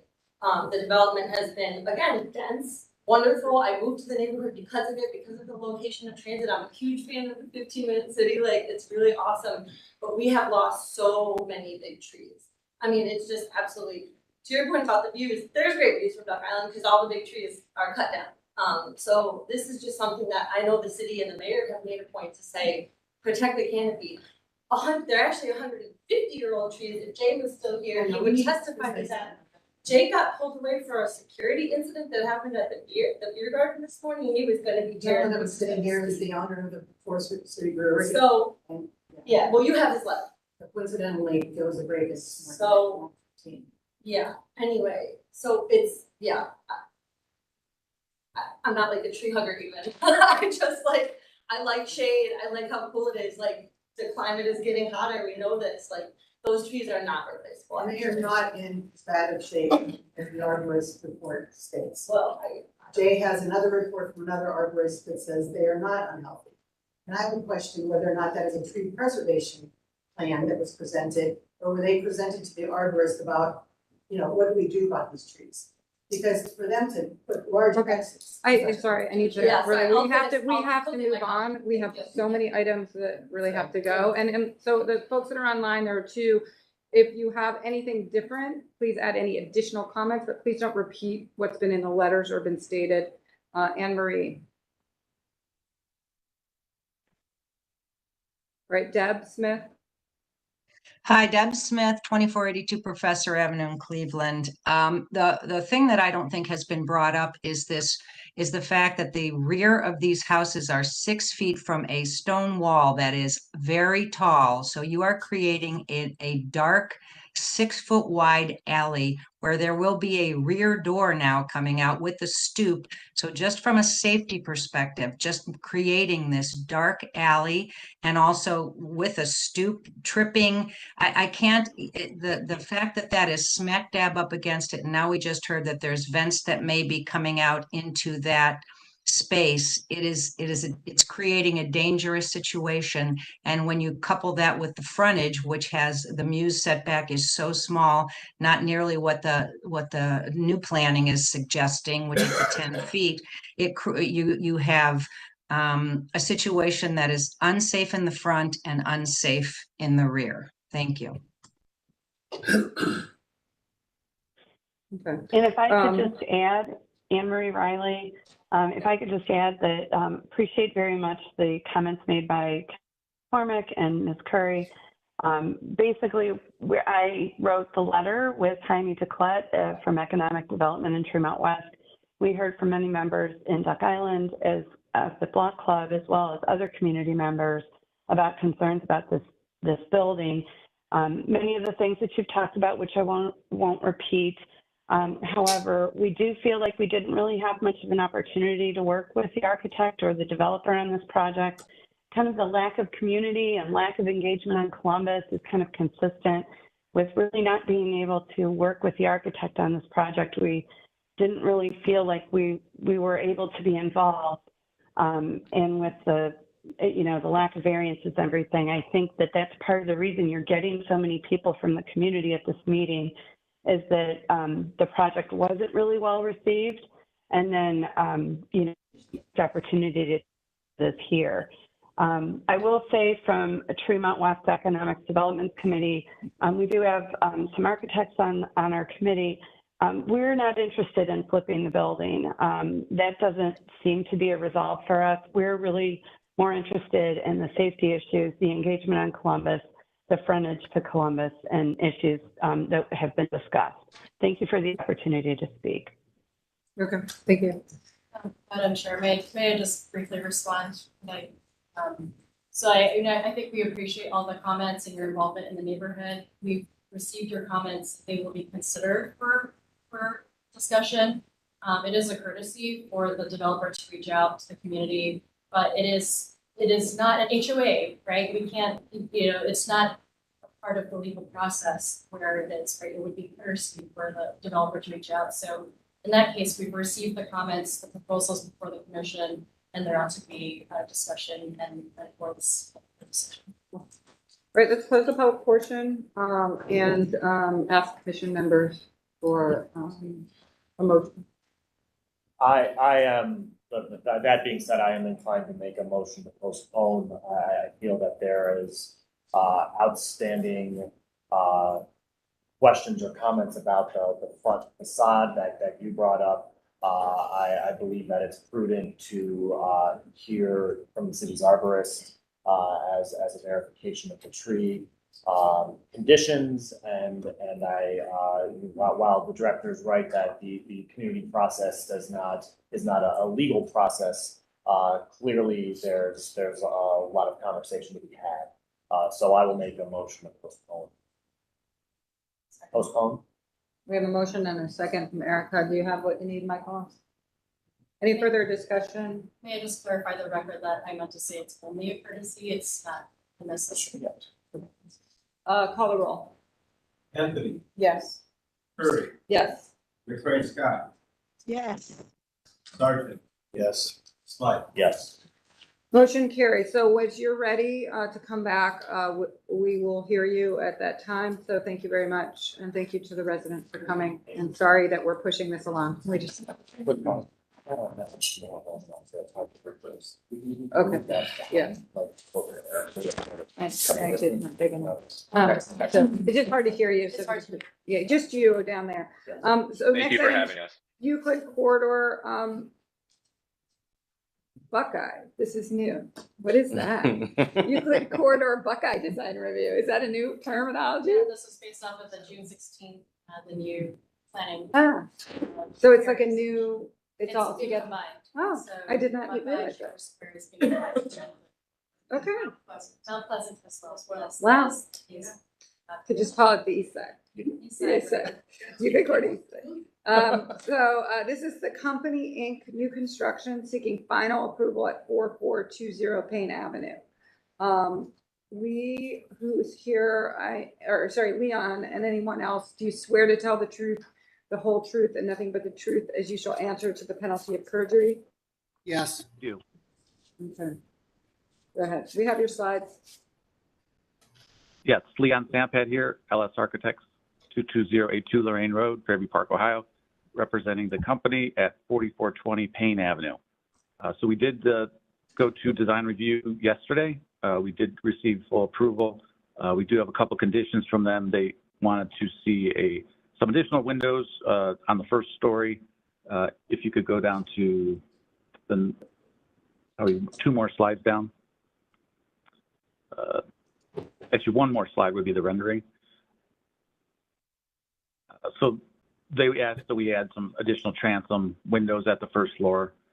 So we are going to go ahead and do that. They asked that there be some sign adjustment on the sign location, raising it up slightly, raising the light fixture up slightly, and raising the canopy up slightly. So we have agreed to do all that. If you go back to the site plan, Mr. Zod is here too. He's the owner. He actually met with Midtown and the Temple representative last week. I think it was after our initial 2 weeks ago from our initial planning meeting, and we agreed to go ahead and reduce. Their big concern was the reduction of the curb cut, so we have reduced that entry curb cut. If you go back to the site plan, I think one more slide up, to 35 feet, closest to the temple on the left, and added additional landscaping to the west there. We are proposing a two-story structure. The first floor is 3,300 square feet approximately, along with the second floor. And then there's a warehouse area of approximately 15,600 square feet. Most of that did not change from our previous meeting submittal, but I don't know if there's any additional questions or concerns with the project. Madam Chair, I'll just ask that if they've made kind of the recommendations that Midtown and the Temple have asked them to make. I think there was no opposition to the project outside of those things from the last meeting. Help the staff members. Sure, this came to design review in June, early. It was approved with conditions.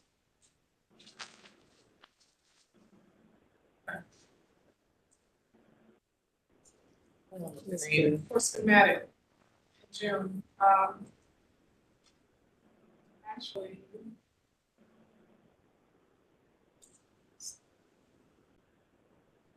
it was Leon, do you recall in June, was it tabled? And you decided to go to planning commission? In June, Yes. in June we tabled it.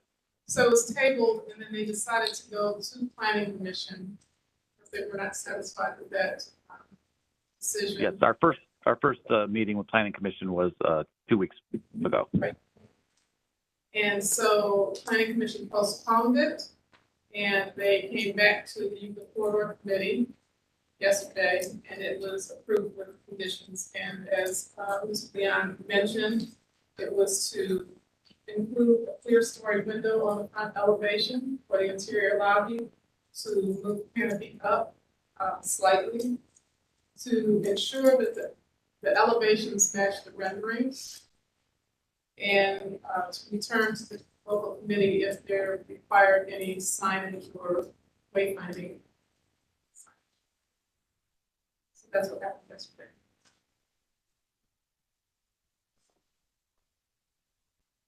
Does fit the zoning of semi-industry, which It is. does. Right. I remember one of the other reasons for postponing had been engaging with Councilwoman House. There was some back and forth because of the fact that there is a temple that's being established and a building right next door being renovated and converted into a temple. So one of the issues initially had to do with the width of the driveway on the west side of the site, which was larger than what it is now. It's been reduced now, it's 53 feet wide, 52 feet Currently wide? 35, and it was 54 when it was presented 2 weeks ago. And so now you're saying it's been reduced to 35? It's been reduced to 35 feet, yes. And so just the pedestrian movement, the temple there, and that there being a warehouse that's, you know, auto and truck centric, we found that there was somewhat of a conflict. The discussions have been had between the town and the developer, and Councilwoman, I believe, has been resolved. Those are- I think Charis raised her hand on the call. Is Charis on? Yes, hi, this is Karis from Midtown. I was just going to present kind of a summary of the meeting. And I'll go quickly, but as stated previously, we brought together representatives from the company and the temple on July 21st. And the concerns that were raised related to the traffic and noise concerns, to which the company noted that they only anticipate about 1 to 2 truck deliveries per week. So limited amount of truck traffic. Concern over the building blocking the light into the temple, to which the actually setback is beneficial at allowing light into the residential spaces in the temple.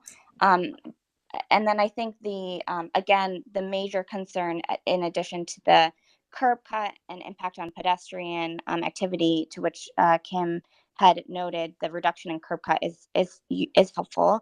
The other concern is just the impact of the building on the religious use, I believe, and the adjacency. So the temple and the company discussed the landscaping buffer. The company indicated willingness to share their parking during off hours that could allow the temple to use. And then also we had the suggestion to add some sort of public artwork on the west facing wall that faces the temple to perhaps soften the aesthetics of the building. Okay, thank you. So that's a quick summary. Commission member? I think the applicant has gone above and beyond to satisfy the needs of both the CDC and the adjacent property owner. And I motion to approve. Oh, wait. Hold on, we'll get a second and then Second. the motion in a second. Normally we don't, but we want you to motion in a second, but if you could go ahead, state your name.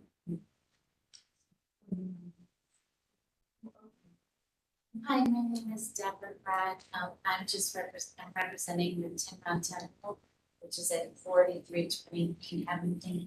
Sure. I'll just be really brief. So there was a meeting, I guess, a couple weeks ago. I guess even though they are coming back with some things that could help, it still seems that the parking is still going to be greatly impacted by just the fact, and also the fact that it's a very tall warehouse right next to our property, and we're just kind of looking at different options around the city of other places that might be better suited for it, just because this temple is not just about the building itself, although there will be, you know, activities in the temple itself, but also we're wanting to increase like the vegan vegetarian awareness in the area, and, you know, having more green space, garden. And it just seems like we already discussed how tall the building is. It's very, very tall, you know, comparatively to ours. And so we're just afraid that we just might not have as much of a presence in the area that we originally, you know, were supposed to have. And just wanted to know if there was anything else that could be done before this was done. We understand that they did meet with, you know, some of us, and that's wonderful. It's just that it still seems that there's some big issues, and I'm not sure. Sure. Steve Palm, 44 Temple. I mean, the original drawings did show a driveway with 54 feet. I guess in this presentation, they stated it's been reduced to 35 feet. I can't really tell, I can't look that far, but even 35 feet exceeds the maximum width allowed in zoning code, according to architects that we have discussed this issue with. They would more than likely be variance if they'd already exceeded that. There is a zoning requirement for. Right.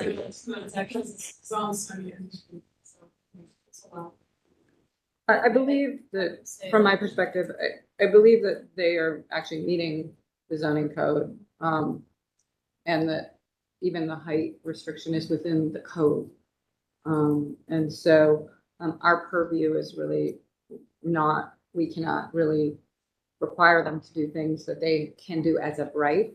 Although we can look at the design, and they have really attempted to mitigate this a bit. So just so you know.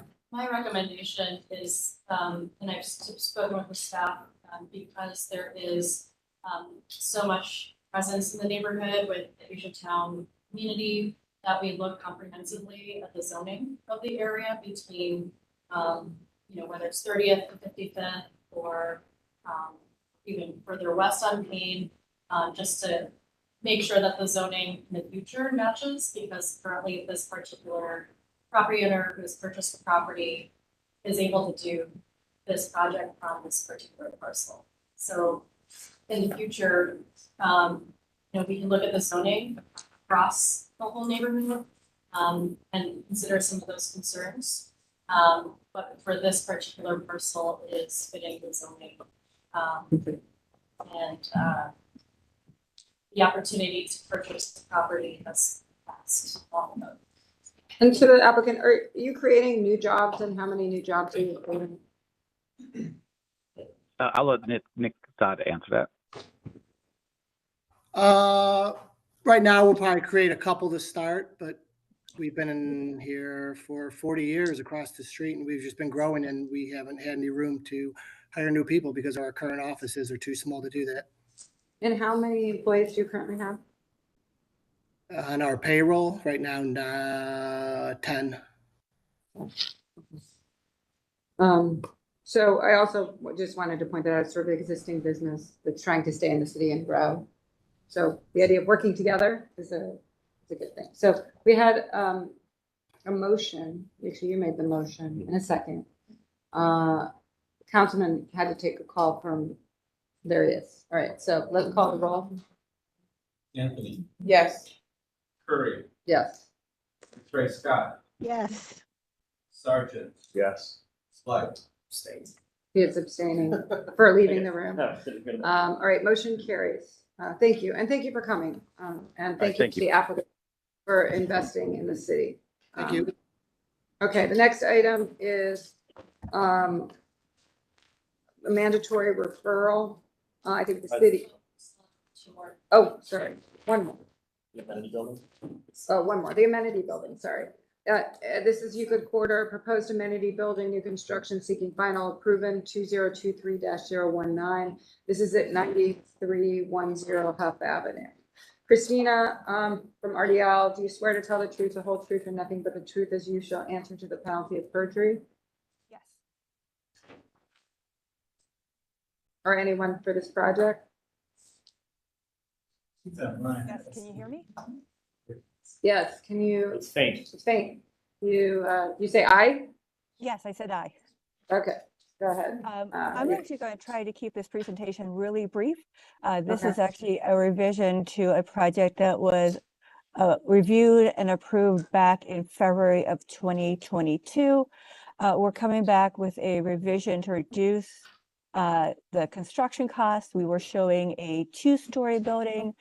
We're actually turning it into a one-story building. So we're taking the programming that was on the second floor and moving it to the back of the building. That reduces the cost of an elevator and stair.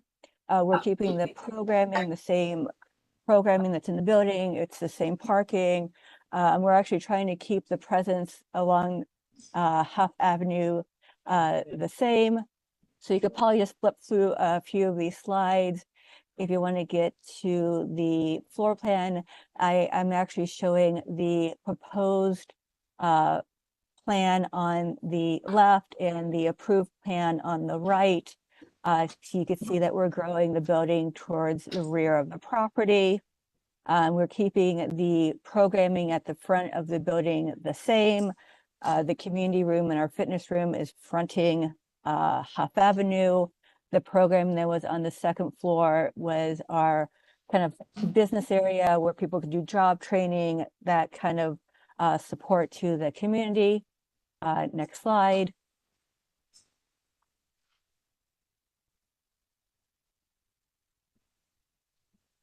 Just a close-up view of the proposed site plan. Keep on moving. Proposed landscaping. You get the two floor plans. Again, just showing that second story programming moving to the rear of the building. If you want to kind of keep on moving. This is our street elevation. The color rendering on below is our proposed design. Again, the elevation on top is our approved one. We're changing the roof pitch so it is a shed roof, so we're still getting the look of the two-story building at the front on Huff. If you want to keep on moving. This is the rear, just showing the shed roof. Side perspective.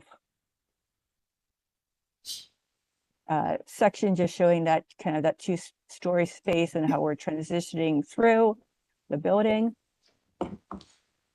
And keep on moving. This is our kind of perspective from the street. Again, we're adjacent to our 10-story building, trying to keep the presence, not getting our amenity building kind of lost on the street. Are there any questions? Yeah. No, are there any comments from the design review? No, only that, I mean, everyone understands the issue with construction costs, and so you're understanding that they just wanted to make sure that this was gonna be well maintained. They were a little disappointed in, just the visual appearance of it. They approved it, so. Okay. Committee member? Move to approve as presented. Second. Motion and a second. Any other comments? Call the roll. Anthony. Yes. Curry. Oh, yeah. McPherson. Yes. Sargent. Yes. Swire. Yes. Motion carries. We have to see mandatory referrals. Council needs to leave at 11:15. So I know the city's probably presenting some of these. Yes. So we'll move pretty quickly. The first one is ordinance number 7872023.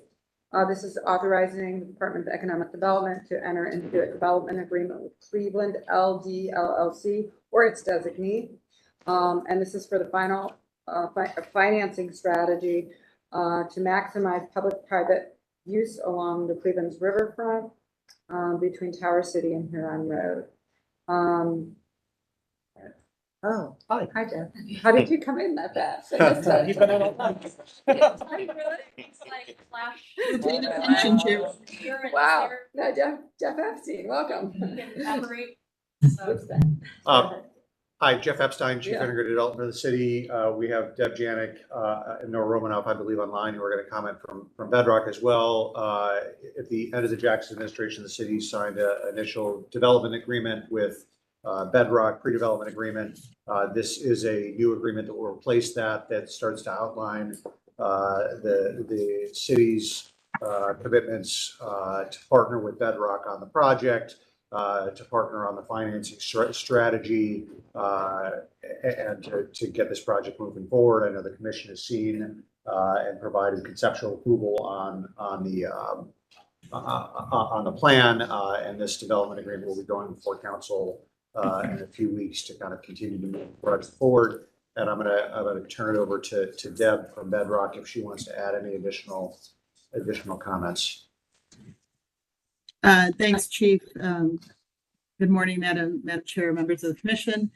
Great to be here with you this morning. I will echo everything that Jeff said. This is the next step in our continued partnership with the city to advance the next iteration of our master development agreement.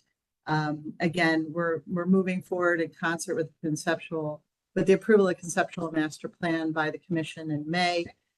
We continue to work closely with all of our public partners, but predominantly through the city, both with the director, the chief, and of course the other key players and MOCAP and Chief T-Win's operations team. The master development agreement will allow us to get to an ability to, again, as Jeff said, work not only on the financing strategies, but articulate the deliverables of the project from the city and Bedrock, including the core to shore connectivity, our continued commitment to public space, public infrastructure improvements, and alignment with the vision for the valley and broader CBD plans that are being articulated. We're excited to move this forward. We're excited to keep our commitment going. And I will also say that the agreement incorporates the priorities of the community benefit ordinance that passed, I think, in June, and will be incorporated to the ultimate agreement that will be finalized between the city and Bedrock. I have two questions. One, there are really no specifics in here. We're just authorizing you to go ahead and enter into agreement. Will we see the final agreement? Yeah, we're still in the midst of negotiating. But it'll come back to this commission? Not before approval. Okay. And so, It'll go to council. okay. Yeah. Madam Chair, the draft will be filed as soon as we get scheduled with DPS, Councilman Harrison's committee, and it will be on record in the legislative file. We may just want to check. I mean, I do recall procedurally, like if there's TIP, if there's other things, they do come back. Yes, so there'll be a separate finance agreement, and any of the financing and TIP will come back. Okay, so along the way, those Correct. elements that need to come back, Correct. but This is a framework This agreement. is the framework, and that's the framework that's going through now. But all the specifics then come back through as they should. Correct. Right. Oh, okay, I understand. I just thought we were giving you carte blanche. Not looking for carte blanche. Yes. All right, any other questions? I will move approval of mandatory referral, ordinance 787.3. And I second. Motion I and a thought that was second. Anybody else, comments or questions, call the roll? Anthony, Yes. Curry, Yes. Ray Scott, Yes. Sargent, Yes.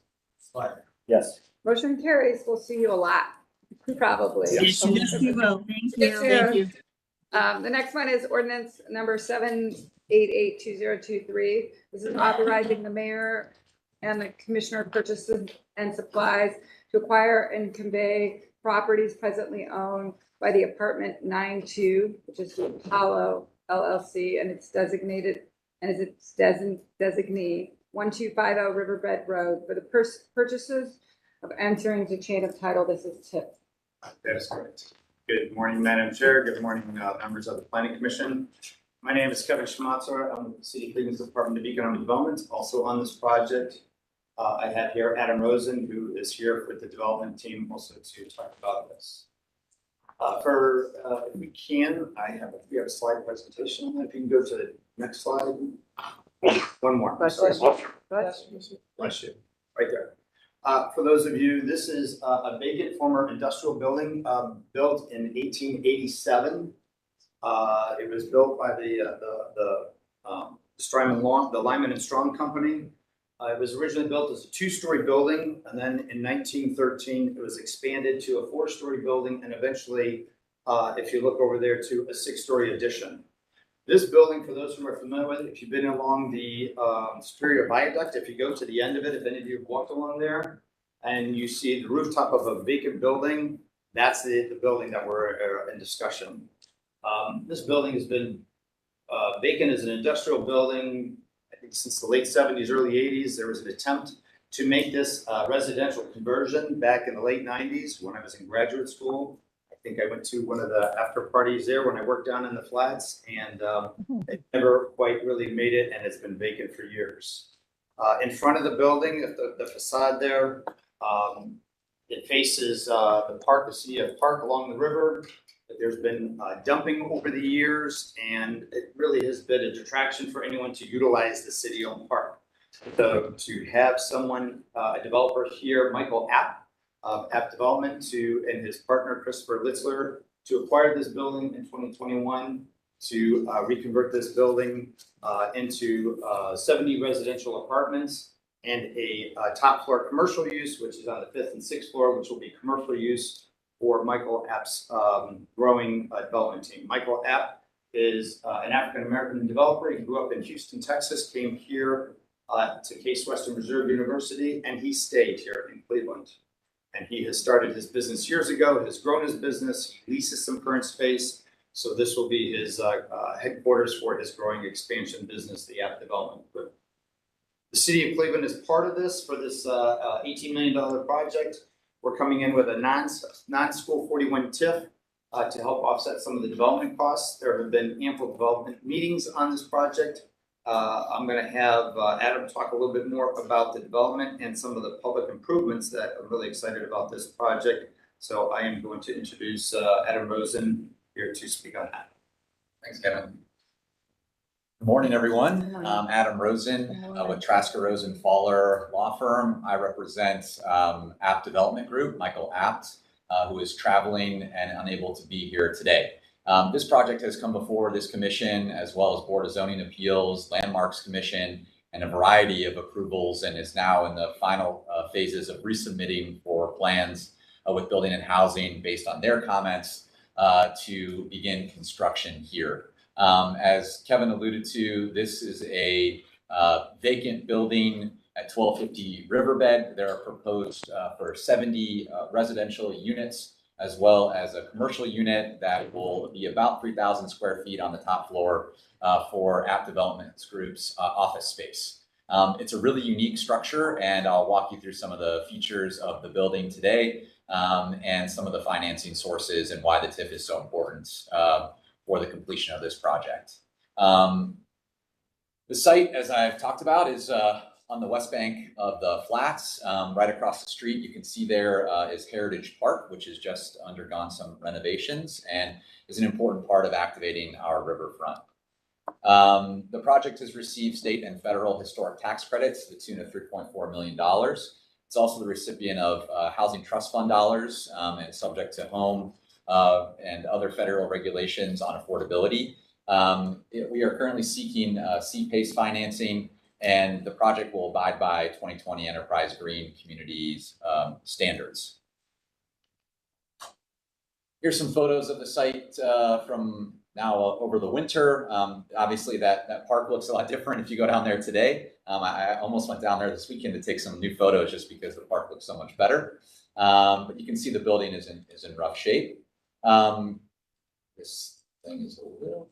Okay, so here's some of the historic preservation. Obviously, the project has been to SHPO and received feedback and made a number of adjustments based on the feedback needed for historic preservation. I just highlighted a few of those pieces there. Obviously, the replacement of the windows and some of the other pieces in the historic context or add to the project costs here. And so it's essential for subsidy to come into this project as part of it. And we've been working with the city and others to make sure that the financing is all there. And the TIF is an essential element of that. But it'll be a beautiful, beautiful historic rehab, and I'll show you some renderings of that here in a second. To address parking, this is something that came up during the zoning and previous planning hearings, but I wanted to reiterate that the developer has a long-term lease with Nautica Entertainment for up to 30 spaces and up to 15 years at a nearby lot. It's less than a 1-minute walk. The entrance is actually through the viaduct, and I'll show you what that looks like in a second. So there will be entrances along Riverbed next to Heritage Park. But the unique feature of this building is that there's an entrance through one of the portals in the viaduct, which will be made into a beautiful green space for residents. And so that's the really short walk from the parking there. There's also going to be parking along Riverbed. It's already been reconfigured. And we're in talks with Nautica and the city right now. Some of that is actually a public street on Sycamore. It's currently blocked off and gated for backstage access, but we're going to be working on kind of reconfiguring that with the city and with Nautica over the coming months to add some additional parking as well as access for fire and trash. Here's some additional exterior photos. You can see the building's in really rough shape. There's that gate there in the far left that'll be reconfigured. You can see the viaduct entrance, which is going to get retooled where the giant tire is sitting. And you also see the rooftop, which is has some really original, cool retail windows that'll be restored, and that's where the office space will be. And the rooftop will also be a resident amenity, which I'll show you in a second. Here's some interior conditions. As Kevin mentioned, this was a failed residential project, so some of the building's in okay shape, but it's all going to get new mechanicals and new windows and everything as part of the renovation. Here's a site plan. You can see the viaduct entryway there on the left.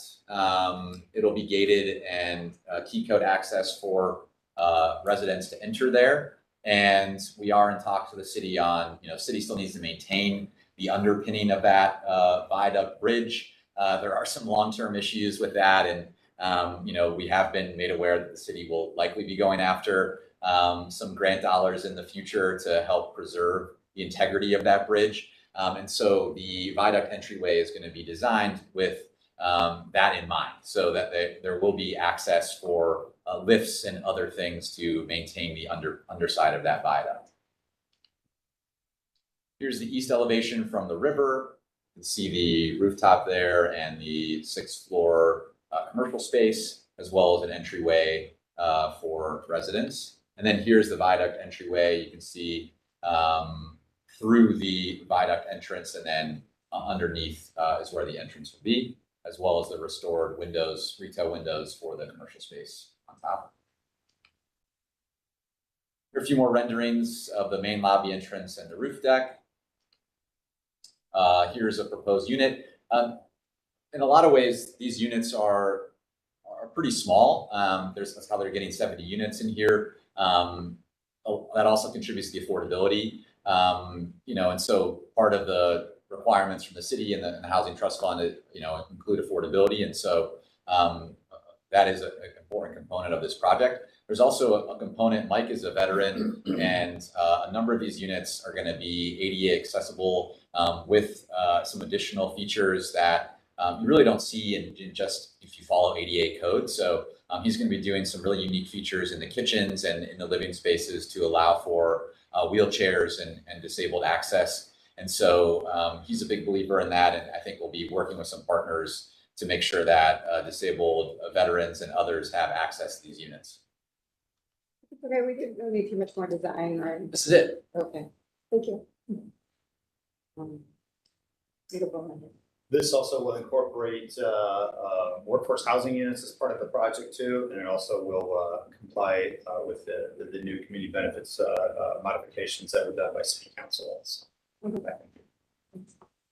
Madam Chair, quick question to the applicant. I know you mentioned the parking agreement with Nautica, and that it's a short walk. However, you also just were referencing potentially veterans and individuals that are disabled. Can you talk a little bit more about the available parking on River Bend and how many units would potentially be available for handicap accessibility? Yeah, we had just had a meeting last week with the City of Cleveland and a variety of the departments here, streets included, to talk about dedicated conversations that were had with previous council and the previous administration. And then I'm new as of January. Previous council is now a judge. So I got brought on and are restarting those conversations. We'll be reaching out to Councilman McCormick and having those as we move along. There were promises made about dedicated handicap spaces previously, and so I'd like to kind of reconfirm those commitments. It's essential for people who are disabled to have immediate access right adjacent to the building. And so, any advocacy that you all can do would be appreciated in that regard. I think we're going to be met with support, but that's something that we're going to have to restart and reconfirm as we move along.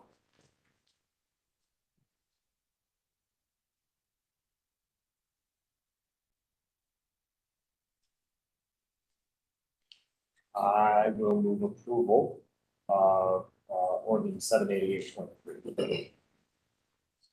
Second. We have a motion and a second. Call the roll. Anthony, Yes. Curry, Yes. McRae Scott, Yes. I think I heard yes. Sergeant, Yes. Flood. Yes. A motion carried. Thank you. Have a good day, Councilman. Thank you, guys. Great project. The design Thank is you very much. beautiful. Great project. Beautiful, beautiful rendering. The next item is 7892023. This is also a mandatory referral, authorizing the Director of Economic Development to enter into an enterprise zone agreement with Erie View Holdings. And this is around property improvements as an incentive to revitalize Erie View Tower. Robin? Good morning. Good morning, Madam Chair. Good morning, Madam Chair and members of the Commission. Robin Brown, Project Manager for the Department of Economic Development. As stated, this ordinance will authorize the Director of Economic Development to enter into a 75% 10-year tax abatement agreement with the developer to revitalize the Erie View Tower located at East 12th Street in St. Clair.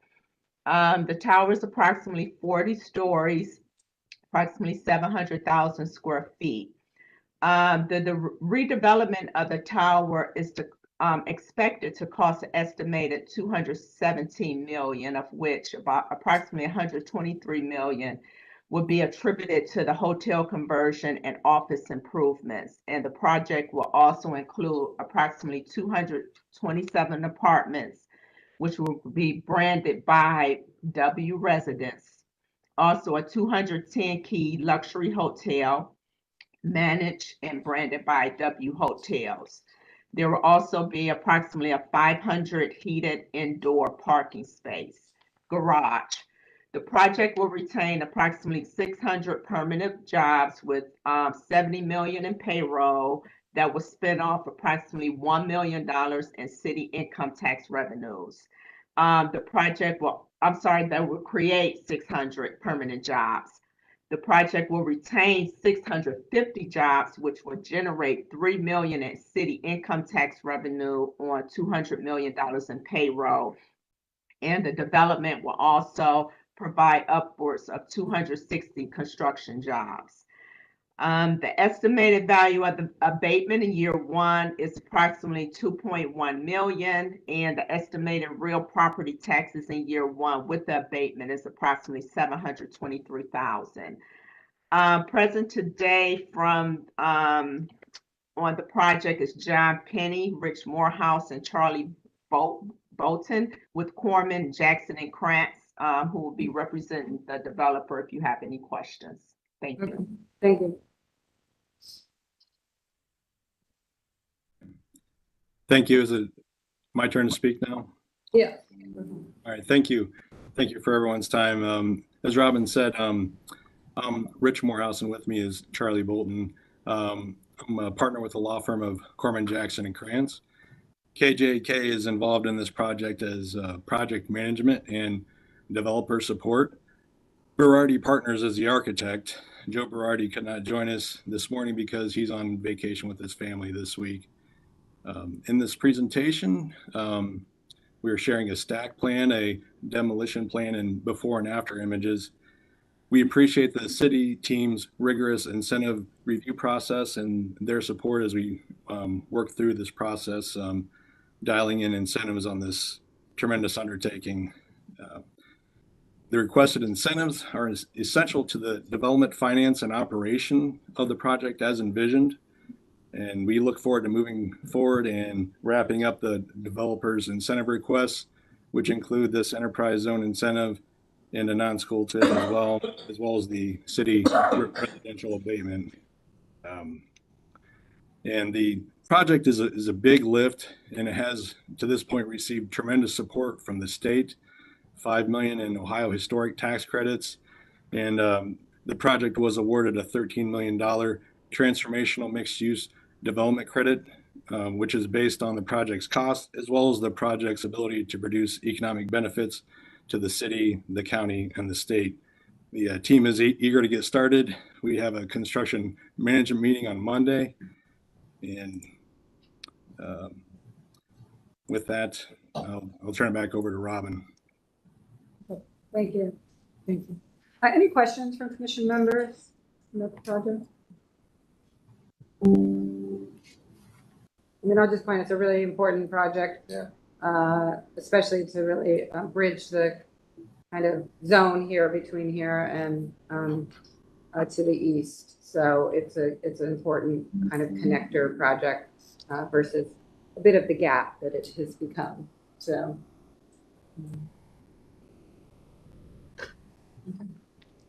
Doesn't seem like there's any questions. Can I have a motion? A motion to approve as presented. There's a motion to approve. And I second. I got a second. Call the roll. Anthony, Yes. Curry, Yes. Ray Scott, Yes. Sargent, Yes. Motion carries. Ordinance, this is number 4. This is 7902023. And thank you all for the project.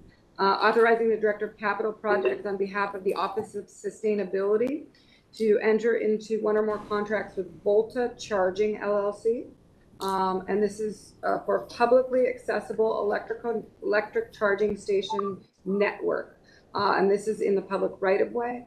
This is for the period of 10 years with 1 5-year option to renew. And we thank you for this, Sarah. Welcome. Exciting project. It's too bad that Commission Member Fluker was not here because this has become his absolute #1 thing he asks every single project. So Charging stations? it would have had a great, he would have probably had a great monologue relative to this. We'll do our best. Go ahead. Excellent. Well, good morning, Madam Chair and Commission members. As stated, this is for authorization to for the Capital Projects Director to enter into contracts with Volta Charging. I have a couple of background slides. I want to talk about the project, project goals, the RFP we went through, and the city role and the vendor role. Just why we are doing this, I think apparently Commission Member Fluker would. This may be the monologue that he was looking for. How can the city really accommodate demands for EV infrastructure and expand the known benefits of this infrastructure in the most efficient manner? We have the planning for, we are planning for EV market growth in Cleveland. If you, on the slide here, we have the EV market predictions across the nation are really indicating that by 2030, 30% of vehicle sales will be either 100% BEVs, battery electric vehicles, that's fully electric, no internal combustion engine, or plug-in hybrid vehicles, which have an electric battery, a motor, and a backup internal combustion engine, so 30%. We know that we know air quality benefits from converting, changing our passenger fleet to EVs or other low-emission vehicles are very important.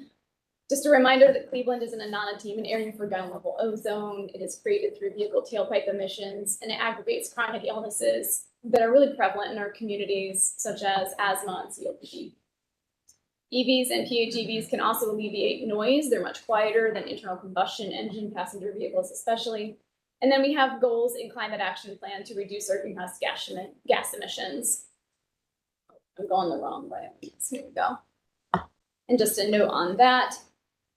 These are for years, for about the past decade, the Office of Sustainability that I lead has analyzed greenhouse gas emissions, and we have set goals. Right now, they're 80% to decrease our citywide emissions, 80% by 2050. We're updating that to be 100% by 2050. And of those emissions, on-road transportation makes up 15% of the total emissions. So that's an opportunity for us to change that.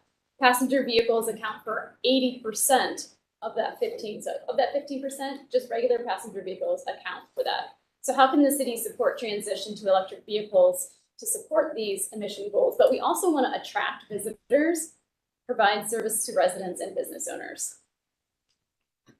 This comes to the project goals that were outlined in the competitive RFP.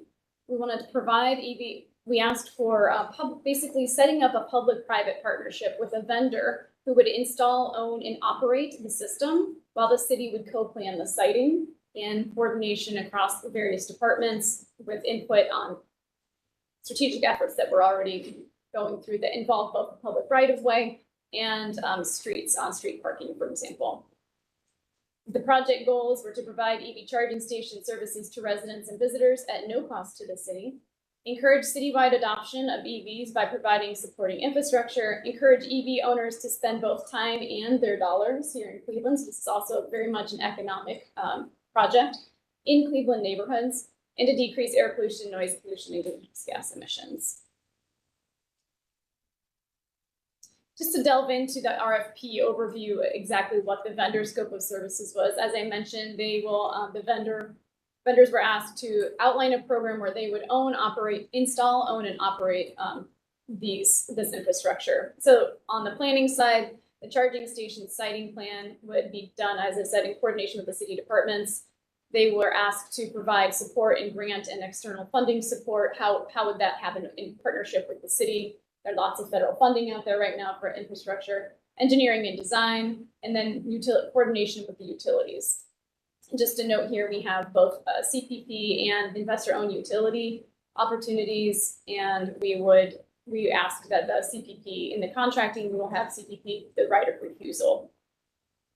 Implementation, equipment procurement, installation, including electrical upgrades, wayfinding, and signage. That is also the vendor scope of services. And for the operation, the vendor will operate this infrastructure.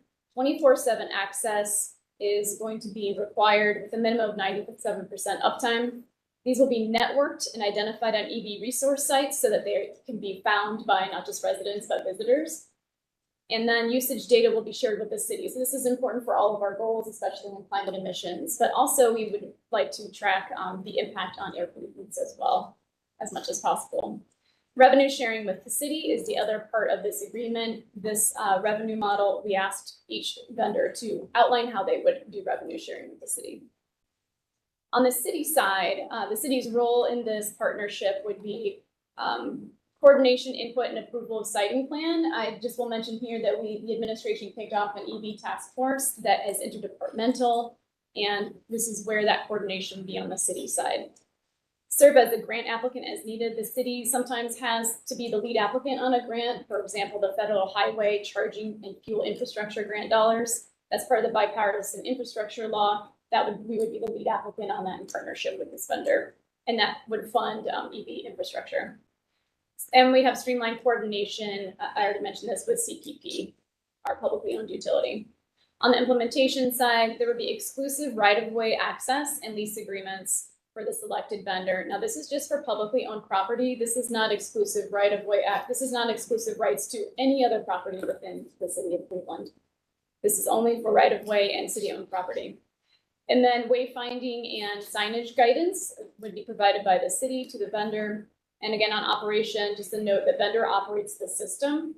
And then revenue share, the city would benefit through revenue share fees collected by the vendor.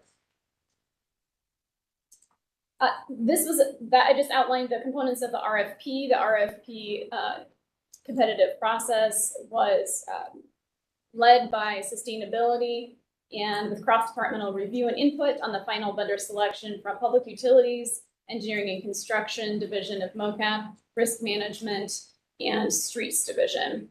Volta Charging LLC, in partnership with Kimley Horn and Powerhouse, is the selected vendor.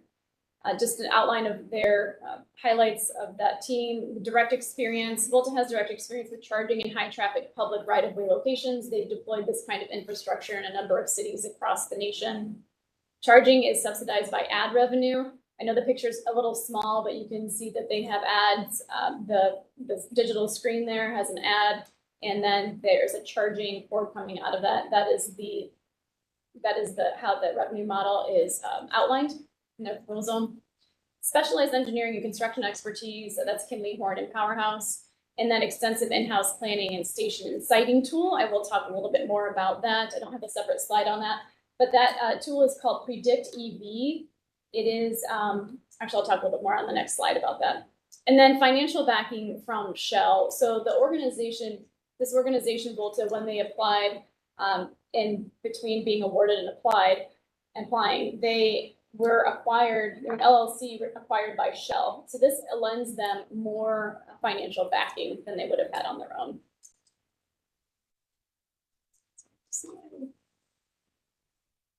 Some proposal highlights. As I said, the revenue model was advertising based, and they would be sharing any rent revenue with the city. They outlined a model using their siting tool and predictive behavior from charging station types. So there are a couple of different kinds of charging stations just to go on this. In the first line, we have level 2 and low cost DCFC charging. That is fast charging, is also known as a level 3 charger. This is something where it goes really fast, where a car might stop by for 30 minutes and get 100 miles. Not all cars can do that. Plug-in hybrids, for example, cannot. They would be charging at a level 2 charger. A level 2 charger is something that is more prevalent right now. You might see it in a parking garage or and that takes a little bit longer. These would be more local drivers moving through the city. Fast charging stations are more typical of somebody stopping by quickly, getting a meal, and then going on to their next destination. So the siting tool, so that's the model that they proposed, is that these level 2 chargers within the city would be free cost to the user, and that the fast charging stations would be low cost, but they would have a fee associated with them, in addition to the parking spot fee. Proposed sites, they use their Predict EV tool, and I'm going to a couple notes on that, to propose sites that are on-street parking locations in disadvantaged communities, also in alternative fuel corridors. Siting plan will be finalized in coordination with the city. We asked for a proposed plan. We didn't have any conversation and guidance other than offering the current parking sites, parking locations in the public right of way, complete and green streets, or climate action plan, those kinds of resources so that they could reference and propose a plan. The plan that they proposed helped us decide and select the vendor, but it is not the final vendor. I just want to make that note. They did propose, based on those tools and their predictive tool, 24 charging stations, 18 of them would be level 2. Again, that's more local driving. 6 DC fast charging proposed as well. And then this monthly rate paid to the city. Their tool that they use uses third-party data sets for behavior and ownership of EVs and PH plug-in hybrids.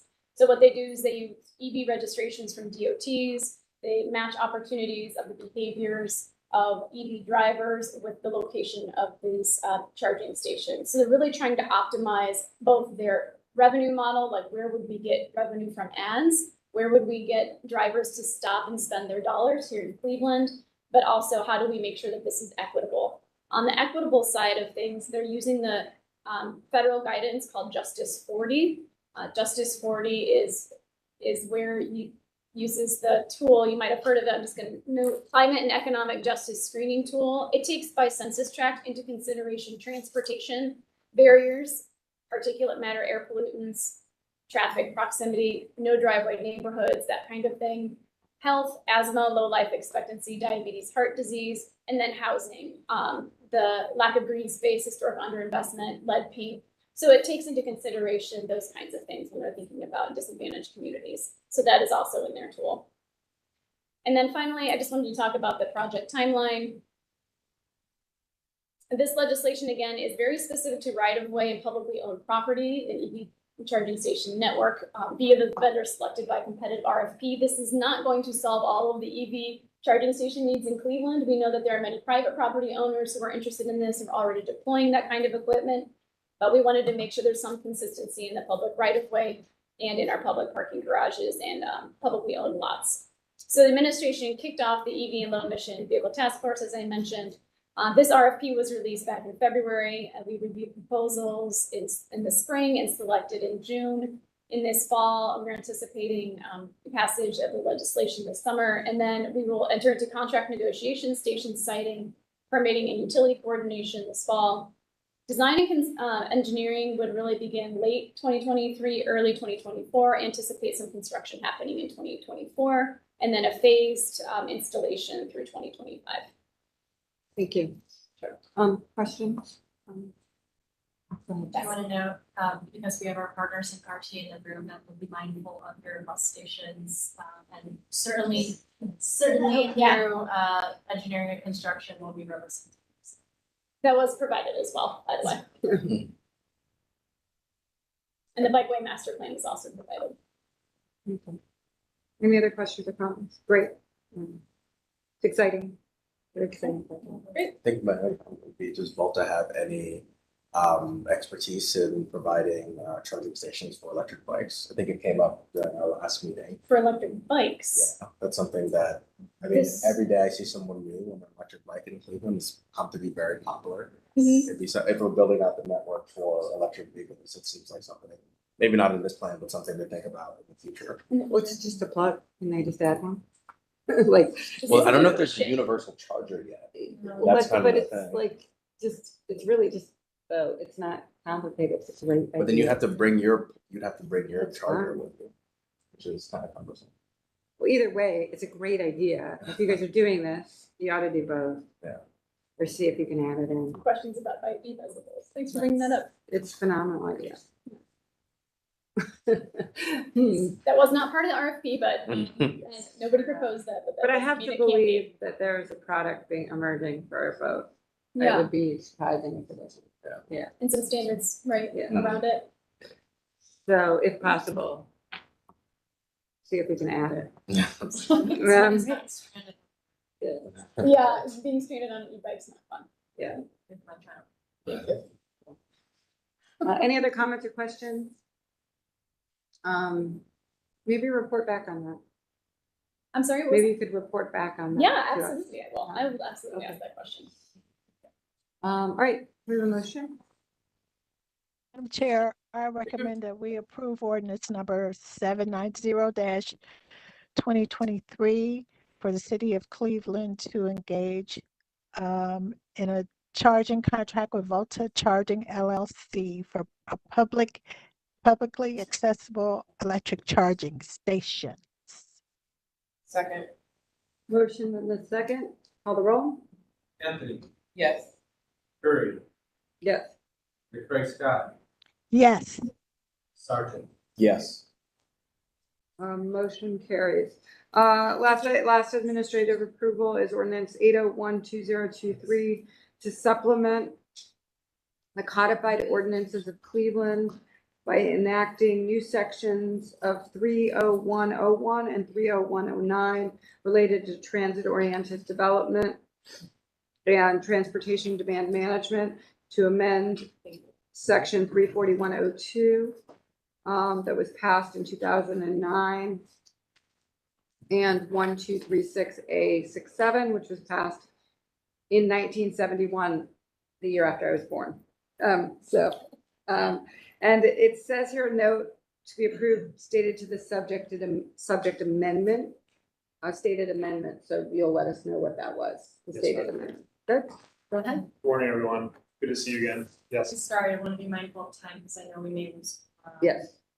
So very I'm gonna go brief. very briefly. Yeah. There's So only- I'll just explain what I handed out to you just now. It's not on the first layer is a draft overview of the TDM plan process, that this is our first proposal. We'll be working on refining this, subject to approval.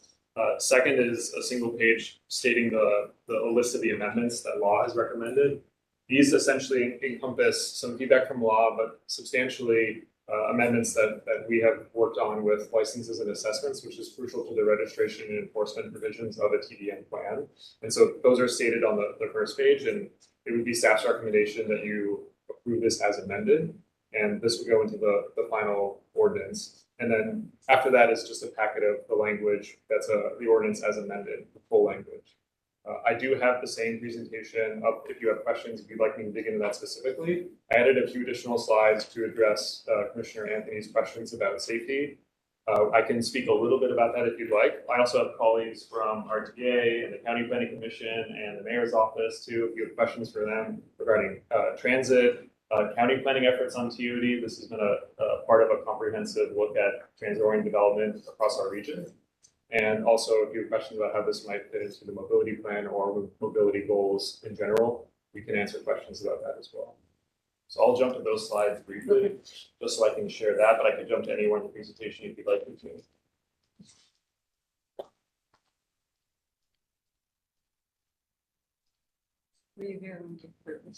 Yeah. Yeah, for the record, this was presented informationally.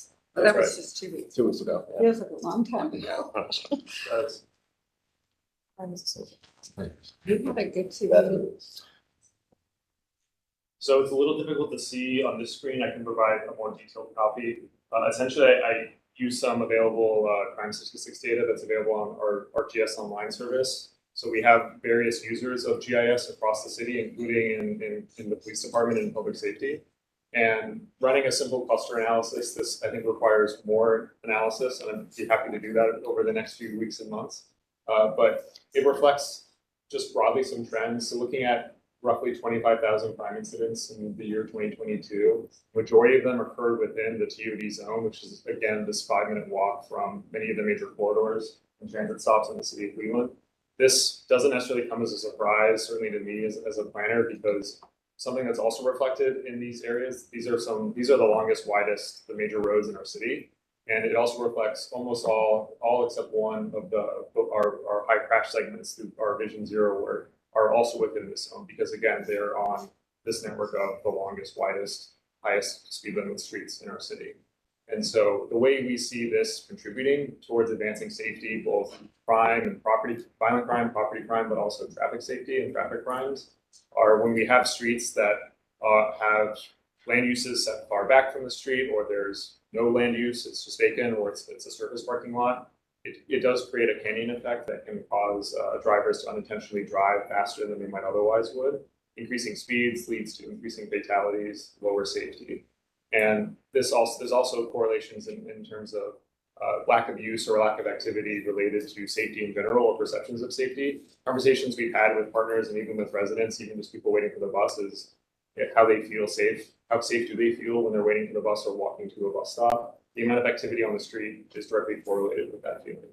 So that's how we feel this ordinance and this work would contribute towards improving and advancing that in the city of Cleveland.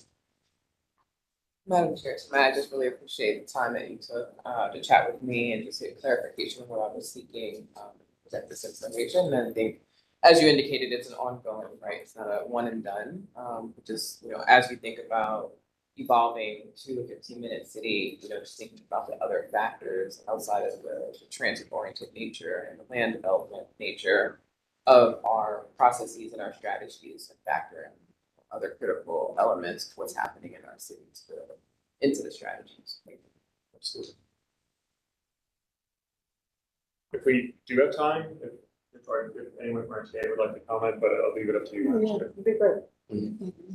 Well, we did submit a letter I've been speaking to my neighbors. Thank you, Mary Beth.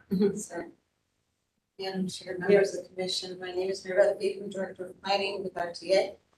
We did submit a letter of support. We completely support this. I mean, TOD, transit is the first part of it. We don't have control over land use or zoning or development. We just have a transit system that really needs more development. We have priority corridors that Matt has outlined in that. This will really help us, given the article that you may have read by Ken Pendergrass. We have a lot of work to do, talking about equitable TOD, affordable housing. This will help us with everything. Right now, I think the growth of this comes from 25 Connects. What we did 3 years ago, you guys supported it and approved it. And then we've been on a rocket course for TOD since then. So this will help us. We can't do it without you. And with our work with Patrick and the county, it really has elevated TOD to making it really happen. So I support it, we support it, hope that you support it up. Thank you. Any other questions I got? I agree with everything you said. Like, this is sort of integrating what we can't control collaboratively, right, with different organizations and students. And then I think the final push ought to be what you said, which I've said before, which is the incentives, right? So the last most important piece of this, once it's get in place, is to prioritize or to give significant additional incentives to actually locate businesses and the density in there, so that there's a clear differentiation between where the money is going relative to this. So I know you've done a lot of work, and so it's not a criticism. It's like the next follow on is to say you either get more carrot or you get the only carrot if you go in there. It's one or the other, just to really make this grow. So that's it. But thank you for all the work. Yeah, Madam Chair, I would just briefly add that part of what we've been doing, at least since December of last year, is convene a working group across the city and with external stakeholders as well to look at just that, our housing financial incentives, our housing programs, our economic development programs. So hopefully, my hope is that we can report an update to you on that in the near future. Yeah. And I may add to just briefly that the Department of Economic Development has a contract with Baker Tilly to do a developer scorecard, of which transit-oriented development and the location within these zones will add for our incentive making criteria. Yeah. Okay, thank you. We have a motion.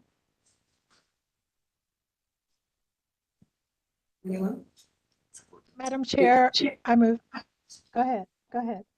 You're going, you got it. Denise, keep going. Madam Chair, I make a motion that we approve the project as presented. Thank you, Madam Chair. We're seeking a motion to approve subject to the state. Oh, say subject to the stated amendment. Oh, subject to the stated amendment. Thank you. Do we have a second? Second. Motion and a second, call the roll.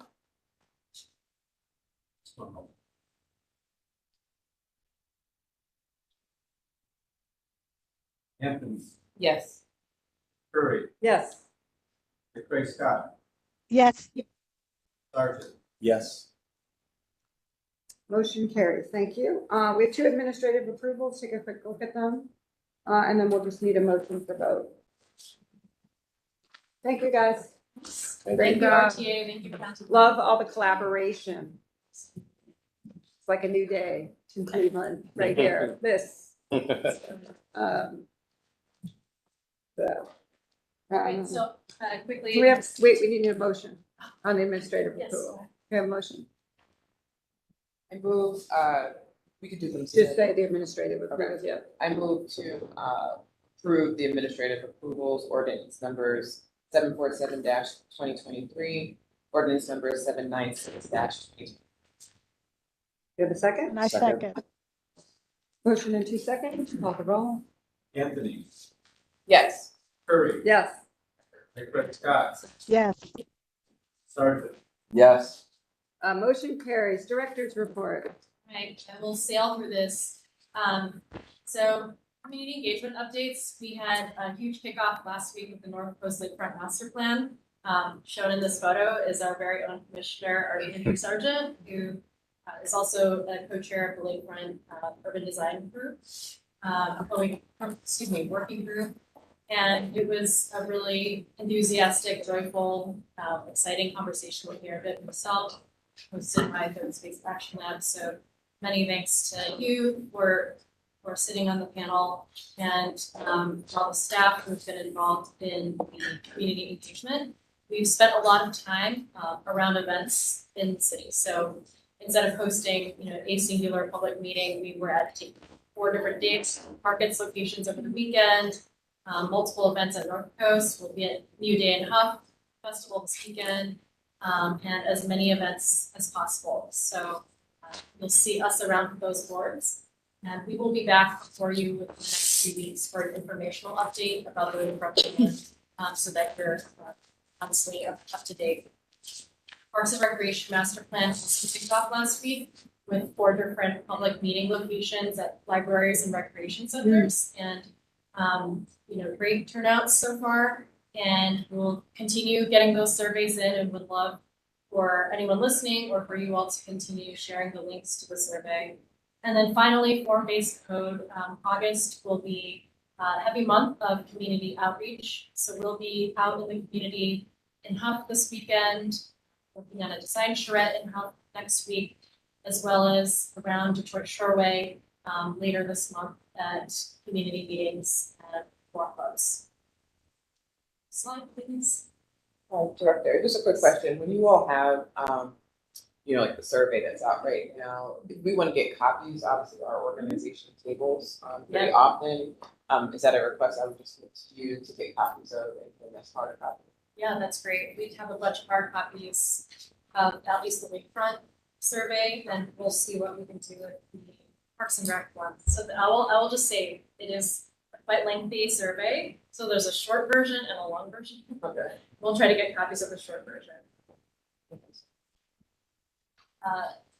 Similar update as the last time we spoke, but the RFP for the citywide mobility plan is out, and it is due August 25th, later this month. And then, as we all know, the tax abatement policy is changing, and December 31st is the last day before the new policy kicks into place, January 1st, 2024. So we're requesting that anyone who's thinking about submitting before that deadline, the schematic application, a complete schematic application is what would get you in the door before December 31st. So the staff want to be sure that those applications are indeed complete and that we have a sense of how many projects are coming down the line since we have full agendas. So please make appointments with us prior to September 1st, at least getting it on the calendar. Next slide. Two quick verbal updates. First is that at the lunch 2 weeks ago, I spoke a little bit about the rules or bylaws of the Planning Commission. They were last edited February 7th, 1992. So thankfully, Michael Bozak has put in the work to actually type it up into an editable document. So part of our project over the next few months is to take a look at the bylaws. Much of it is outdated, and so we'll want to update them to modern day, including our hybrid meetings, including whatever committees we feel are still relevant, our processes even, and scheduling of our meetings. So at that meeting, I requested if there are any commission members who are interested in participating in bylaw review, that we are open to a collaborative work. Can I ask a quick question? Are there any big ideas for, not let's say small changes, but are there any big innovations that we need to think about? It's a great point. I haven't thought too much about it. Because now would be the time to Now's say, the time. is there a way to do something for the next 100 years for this institution that, Yeah, are there ideas for how we could do better, serve better? it's a great point. Are you gonna circulate the Yes. original? Okay. I will, now that we have a Microsoft Word version of it, thank you, Michael, again, we will circulate it. And I would encourage you all to also look at the charter, because I could I have circulate the that as charter, well, yeah. because the charter does kind of give some input. I mean, we were chartered in 1915, and that was 100 years ago when there was not a lot in place, including zoning, a lot of roads that we know. So I think we ought to think about what does it mean for us to be guiding master plans, citywide plans, what's the long range goals, or long range purpose of the commission. Is there a researcher on your team who could give us a copy of a couple of the best, newest charters around the country? Yeah, that's a great Just point. to get some thoughts of people who innovated. Yeah. That would be awesome research. I mean, one thing that comes up a lot is that asynchronous meetings, which is a fancy way to say other ways to get feedback outside of a 9 a.m. Friday commission meeting, has shown to be more accurate. And that having different methods through the pandemic, Zoom or other methods, I think citizen participation is always concerned, and what's like the right way to get feedback, and what's the right way to, I don't want to say right way, but what's an appropriate way, or what's an innovative way to engage community members. Like those are all ideas that we have to think about. What's for next centuries. So I will circulate those things, and it's a great point for research. We'll get some like that right away. I would also add, we are coming up on an opportunity for the citywide plan. And so if there are any great citywide plans, policy frameworks that we should be looking at, we would invite that kind of feedback, and we'll have some as well. My very last update is just a verbal update to share that Diane Downing will not be returning to the planning commission. And I just wanted to note that for the record, so that you're all aware.